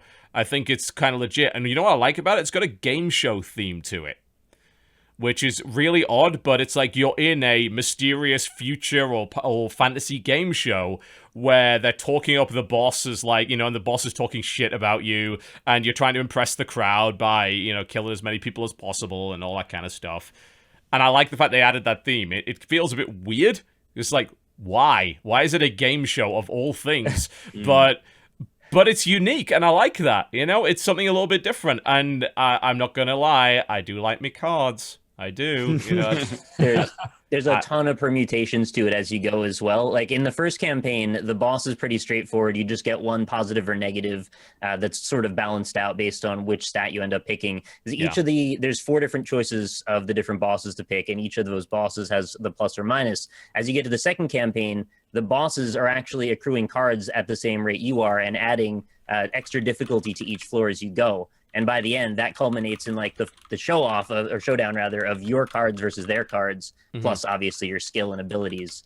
So even though there's only a handful of bosses, there's so many augmentations and permutations to it that it ends up being relatively a slightly different version of the game every single time you play it. And that's over 20 hours. I've still found it quite different every time. Yeah. I'm getting the idea that I might like it as well. And the combat actually from the start is quite good, which a lot of roguelites do fail to do. You know, you don't really have to wait to feel like you've got some kind of power. You have power right from the beginning. You just get fucking more of it as you go in. Also works quite well with keyboard and mouse, even though it's kind of got twin stick aspects to it. It's actually fine with keyboard and mouse. I played it with it. It was totally fine. That's what I preferred as well. That's yeah. exclusively what I played on. I think you get more precision aiming, and it's easier to activate the abilities at the right time when you need to. Yeah. So I think I actually do dig it quite a bit. Please stop with the emails. As we've all mentioned, we've all got like customized different emails. I think Force was complaining in the chat this morning that he got somewhere they made a pun on his name and he was really annoyed by that. It's like, okay, I get it. Like, you want us to play your game. I get it. You know, you're being proactive PR-wise, but please stop. Like, I already have your game. I know what it is. You know, this is not going to make me more likely to play it. But yeah, it's neat. It's definitely flying under the radar right now, probably because of Hyperlight and a few other games, but you may, and definitely Gungeon, but you'll probably, you might want to look into it. It actually is fairly good. And I'm not being paid to say that. He is, but I'm not. You mentioned the like the Diablo and PvE aspects of it too. They released Forced, not Forced Showdown, but Forced like a few years ago. The co-op game, right? That's more or less like what that is the Diablo version of Forced. Yeah, and that was a 4-player co-op game where you had to have, like, I think you had, like, certain colored people that could go through certain barriers and do other shit like that. I didn't honestly play a lot of Forced, I've got to admit. Showdown, though, seems like it actually has legs, so... And also, like, on a similar vein, actually, apparently Hand of Fate 2 has been announced, which I'm super fucking excited about. Oh, yeah! 2017. Yeah, interesting. I'm so glad because that game is really great, with the exception of the 3D brawling being kind of bollocks. If they can fix that, that's all of our opinions. Yeah, exactly. That's everyone's opinion ever, no doubt. There's no doubt, but if they can fix that and make the combat better, that game will be sick. Also, bring back the dealer. Bring back the same dude. Oh, yeah.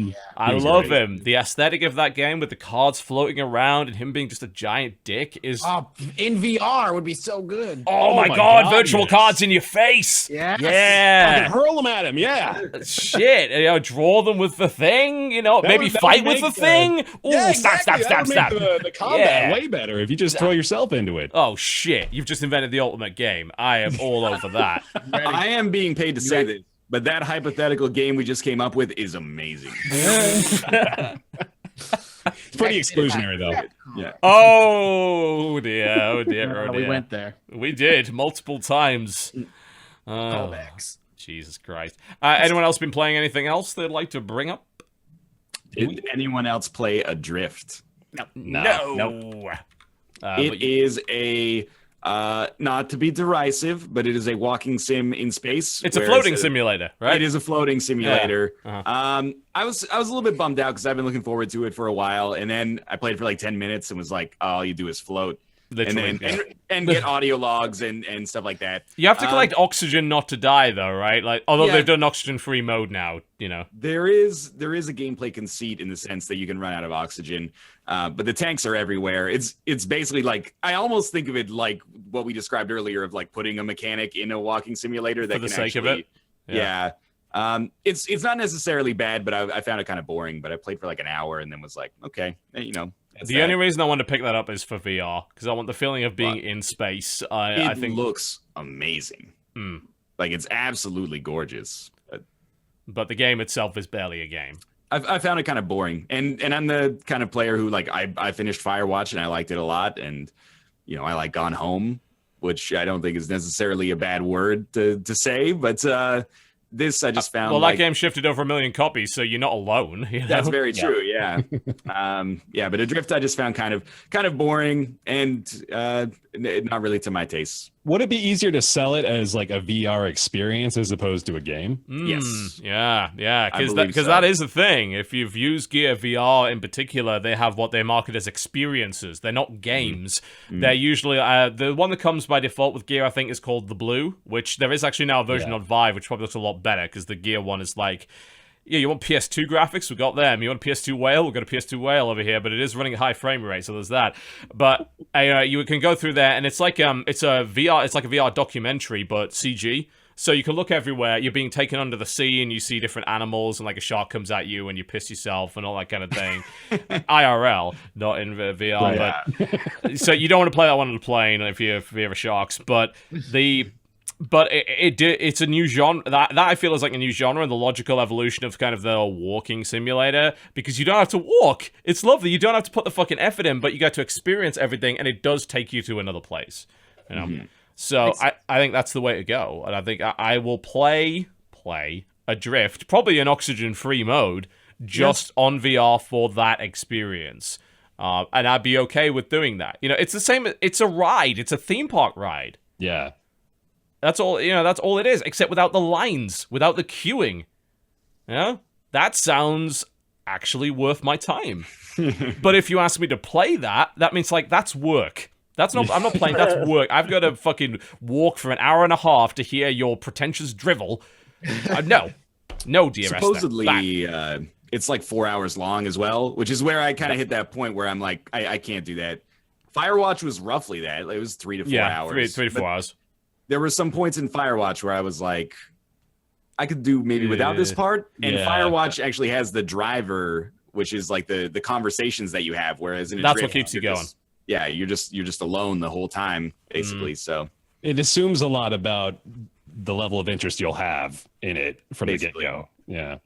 Which actually, I know that like this is going on a little long for this section, but I was thinking about it like the way that we were talking about like Hyperlight Drifter having like a narrative mode, basically, where it's just super easy for people that are not necessarily into the game mechanically but want the story. I almost need that for Adrift. I just need like the novel or the short story just the printout. Yeah, exactly. Like, I have the clip notes, please. give me the audio logs or like the Wikipedia synopsis, because it's kind of interesting, but I'm not willing to go through like the mining necessary to get to that. Don't you get sort of like repulsed by audio logs in general now? Because I feel like I've seen it so many thousands of times. Like as soon as they come up, I'm like, here we go again. They're very I don't blame you. Valuable, you know.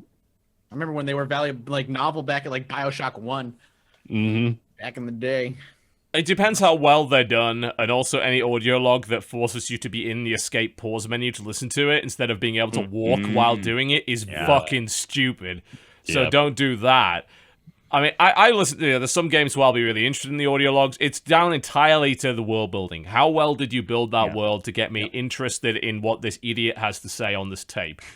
If you've done it well, I'll care. If you don't, you're wasting my time. I'm not going to look for it. And if you said that, well, that's part of the gameplay, that's part of the value proposition, it was like, well, I didn't give a fuck.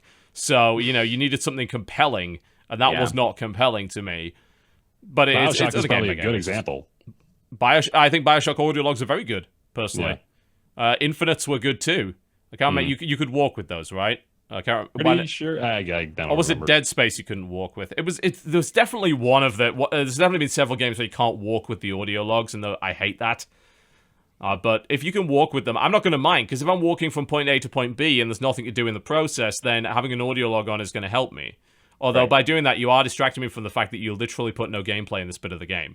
Yes. In which case, you're trying to trick me, and I'm onto you. Good times. Good indeed. Did anyone play Bunker Punks? Did anybody play No. Star Wars Rebellion? Oh, that's a board game. You're not allowed to do that, because one, you're going to make me jelly that I haven't played Star Wars Rebellion yet, and secondly, it's a board game. Damn it. Yeah. Did anyone go to the Shadows over Innistrad pre-release this weekend? I can't even spell that. That didn't happen. I'm trying to think if I played much. I mean, it's mostly just been like Clash Royale, because I've been away for most of the week, so I haven't really played much at all. Played with fire by standing in a line for 4 fucking hours in the middle of Texas. How was WrestleMania? I want to hear about bullshit. That, You want to hear? You want to hear my WrestleMania rant? It's got Please. nothing to do with video games. And there's your disclaimer. You can turn the fuck off right now if you want. When I do releases, I'm plugging after this. All right, because I'm not gonna have the chance to fucking do this otherwise. WrestleMania 32 was a piece of shit. I went to WrestleMania 32 with a few friends. It's the first time I've been to WrestleMania. I have been to WWE pay-per-views before. I've been to like a Money in the Bank, a Survivor Series, and a couple of NXTs, and I'm going to another one Thursday, and I love NXT to death. And you know what? They've all been pretty good. WrestleMania, you think, right, no matter how bad this is, it's fucking WrestleMania. There's going to be 100,000 people there. Fucking Stone Cold's going to show up. The Rock's going to show up. There's going to be everything is on fire. There's going to be stupid, ridiculous shit, because that's WrestleMania in a nutshell. And some of those things were true. Stone Cold was there. Something did go on fire. Several things, in fact. There was stupid shit, like Shaquille O'Neal in the Battle Royale. No, I'm deadly serious. He was actually in the Battle Royale. That sounds pretty amazing. You'd think. Except... I would think. So we get there at 1:30. Gates are supposed to be, I think, at 4. So we're 2.5 hours before the gates even open. So we're going to be in plenty of time, right? Wrong!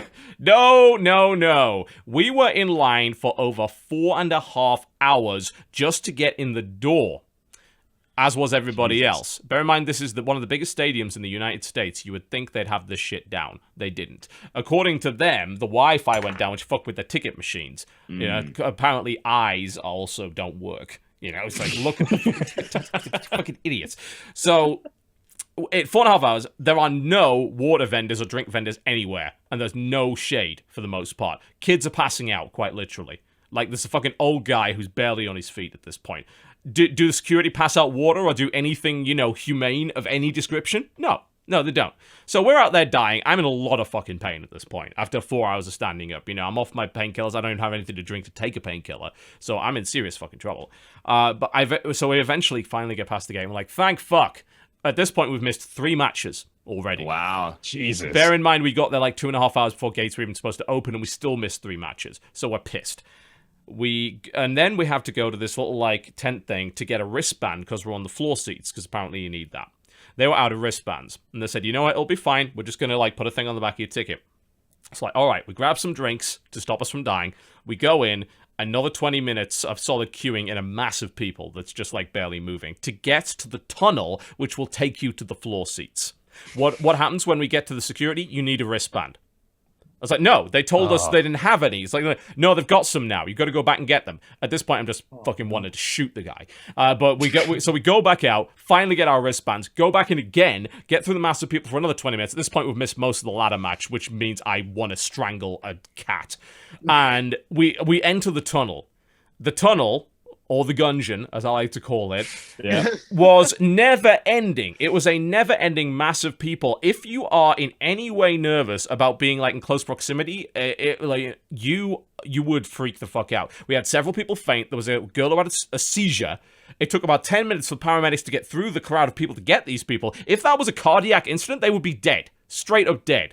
It was a massive people. It was like herding cattle. That's how people were treated. Fucking cattle. We're in this tunnel for 20 plus minutes. I'm freaking the fuck out in my mind. I'm not nervous in crowds, but this was terrible. I had my fucking antibacterial face mask on because, my immune system's bit shit right now. Thankfully, I didn't catch anything, I don't think. But we finally get to our seats, having missed the ladder match. So that's 3 hours late, basically, because the pre-show's 2 hours. We missed the first match, which was one of the best ones. We get into our seats, you can't see shit. The seats are so badly set out on the floor.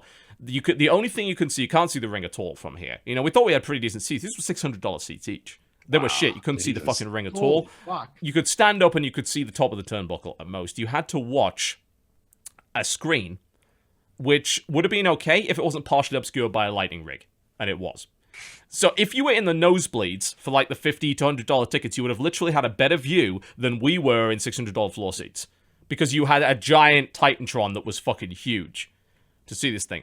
And to add on top of all of that, after just driving me up the wall, after fucking basically putting people's lives at risk, having several people pass out, and all that kind of shit, the whole event was bollocks. It was every result was terrible. Every one of them. It was like Vince McMahon fucking walked onto the stage, bent over, dropped trow, and fucking took a giant shit in the middle of the ring in front of 100,000 fans and said, fuck what you want. Oh, no. Almost every match had a terrible ending. It was the exact opposite of the people we wanted to win.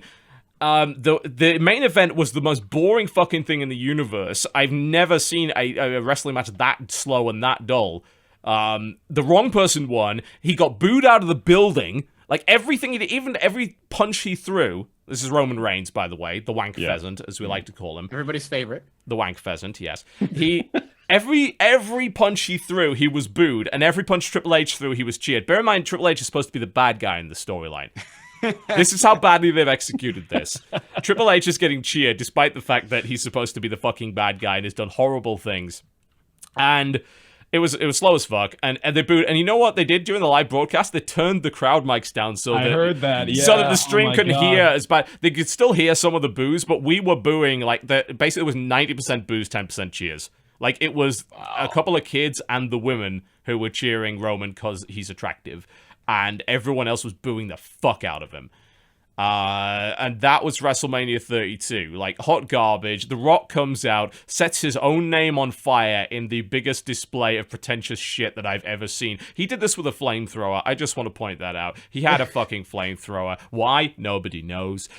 He goes down to the ring with the Dallas Cowboys cheerleaders, because of course he does, then spends 20 minutes talking about himself. Down comes a pseudo-popular, like, bad guy wrestler called Bray Wyatt, who's kind of creepy and a bit cryptic. We really like him, you know, because he cuts a really good promo. He buries him, basically, in terms of, like, he insults him. He basically says he ate too many Hot Pockets and all this other shit. And then he literally has a 6-second match with a guy called Eric Rowan, where he rock bottoms in, pins him, and then leaves. At which point... You got his check, man. It is called a finishing move for a reason. Holy shit.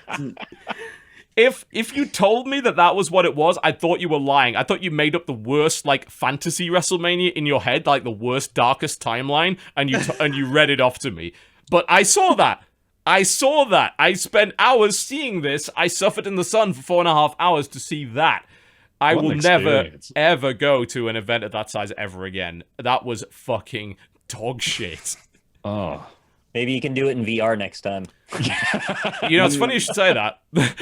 Gear VR, if you go on Gear VR and you download the Milk VR app, there is actually a WWE experience. It's only about 3 minutes long, but puts you in the middle of the crowd. You know what? I'd pay for that. I would. I don't have to go. I'll pay what a pay-per-view costs, like, which is $60. I mean, you don't have to get that now because it's $9.99 a month on the network to get them all, which is fine. I'd be fine with that. Just put me in a good seat.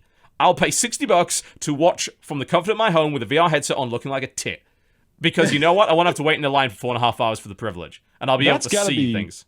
That can't be, like, too far from the future, right? You're going to have, like, designated VR camera Yes. seats in arenas pretty They're soon. starting to... They're putting... There's short things you can get, like concert tickets and opera and fucking sports events and shit. It's about streaming getting good enough. Because the amount of data you have to put through for a full 360 stream is quite high. Yeah. And of course, in America, people's internet sucks. So unless you have pretty good Wi-Fi, pretty good setup, you're not going to be able to stream at a good enough resolution. But when they can do that, I think that's going to be what sells VR.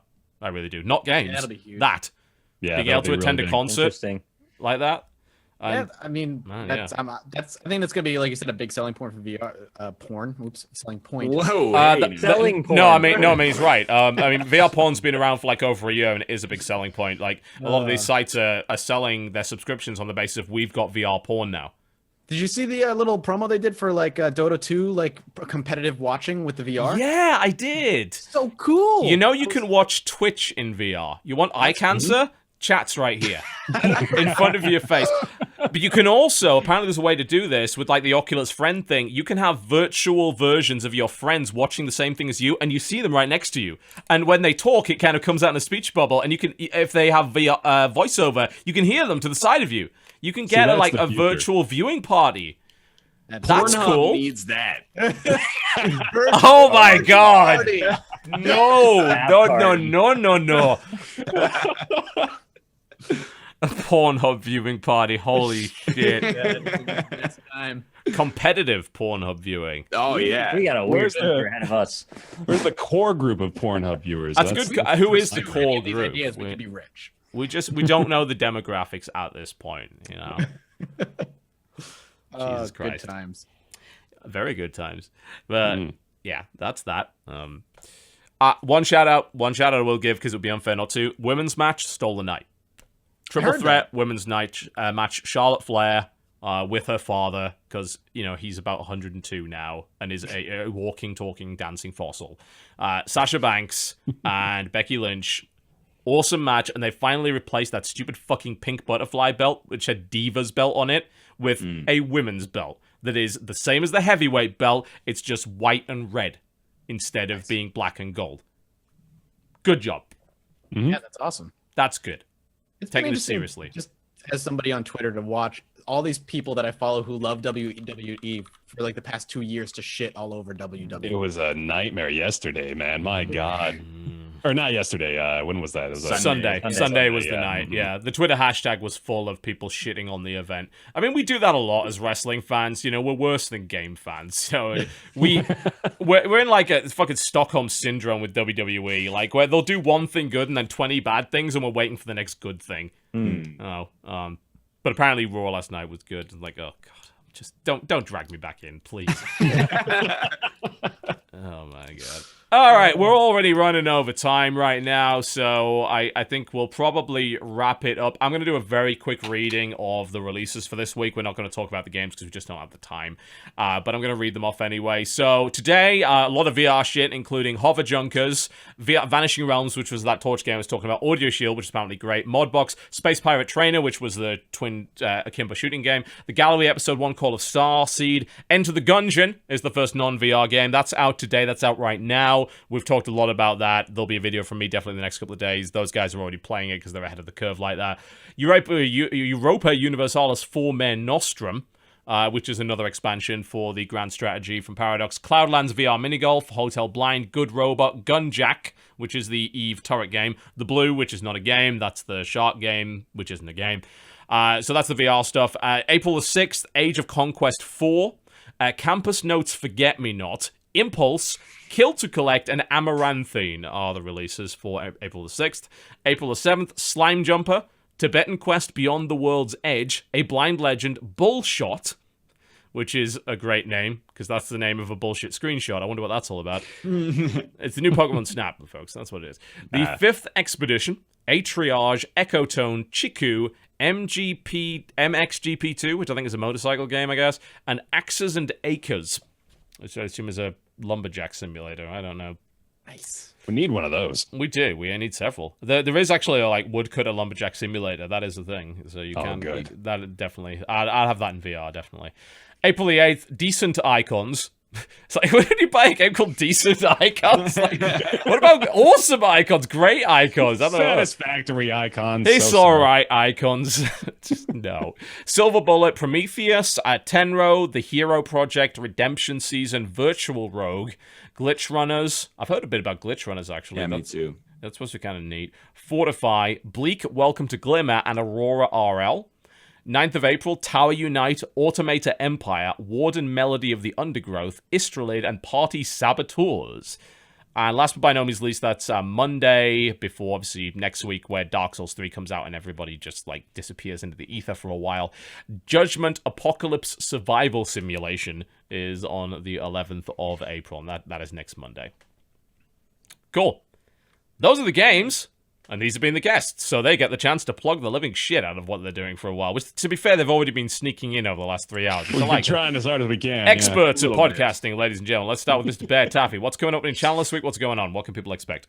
Hey, we are playing. Actually, the group of us are all doing a little mini series here for Shell Shock Live, which I thought we might even talk about today. But it's just a fun little tank game. Okay. We're doing that, a little round robin tournament sort of thing there. I'm also playing Enter the Gungeon, shockingly. Yeah. Also continuing a long going playthrough of Darkest Dungeon that I've had on my channel.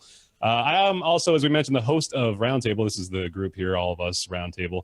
We host we put on the show every Friday at 3 p.m. Pacific, 6 p.m. Eastern over on twitch.tv/Roundtable Podcast. There you go. RockLeeSmile. Tell me a little bit about what's going on in your channel this week. What's going on? Hey, I'm RockLeeSmile. You can find me on youtube.com/RockLeeSmile. I play a lot of kind of creative indie games, artistic type things in general. Those walking simulators we bring up are generally my forte. I'm going to be playing a lot of Gungeon, though, this week, obviously, as everyone has been. I'm probably going to be streaming right after this. What else am I doing? I've been working on Dark Souls quietly, but, we're not really talking about that yet. And playing a lot of Shell Shock, like you said. So, me and Bear kind of aligned on the same stuff. Very That's cool. me. Yep. If you wonder where these people's YouTube channels are, right here. Just below. You see that? There's the name. Mm-hmm. You can see it. It's easy. somewhere. Anyone can do that. Mathas! I mean, we know who you are, you bastard. What are you doing? My channel is full of just random bullshit. I got Gungeon going on. I've got Danganronpa, Huniecam Studio, Stardew Valley, you name it. I'm playing it. But I also started a new series that's scripted, formatted, called Judge Mathas, where I take a look at a game, whether it's old or new, and I kind of either tear it apart or praise it for whatever reason, and hopefully make you laugh in the process. Cool. You can check that out over at MathasGames. Scum Egg, tell me. Yeah. What is going on for you? Over at youtube.com/NorthernLion, I guess my hallmarks are I upload a lot of indie roguelites. So Enter the Gungeon's a big one, of course. Isaac, Nuclear Throne, Darkest Dungeon, etc., etc. And the other hallmark is that there's just a lot of videos, like all the time. Too many? Possibly too many. Enough to alienate some people, but enough to really draw you in if you have as much free time as I do, apparently. And the other thing is that Nick and I, Monday, Wednesday, Thursday, do a stream of variety games on Twitch called the NorthernLion Live Super Show every 3 to 6 p.m. Pacific Standard Time on those days, except Wednesdays are a little earlier, at twitch.tv/NorthernLion, where we play new stuff and multiplayer stuff and basically just shoot the breeze and have conversations that are not dissimilar to the off-topic stuff we got into today on the podcast. Indeed. 4 hours of duck game, courtesy of NorthernLion. That has been known to happen. Happens a lot. I would love to say we didn't play it yesterday. But we did. You did. We did. Because it's fucking great. Let's be honest. It's amazing, yeah. It's so very, very good.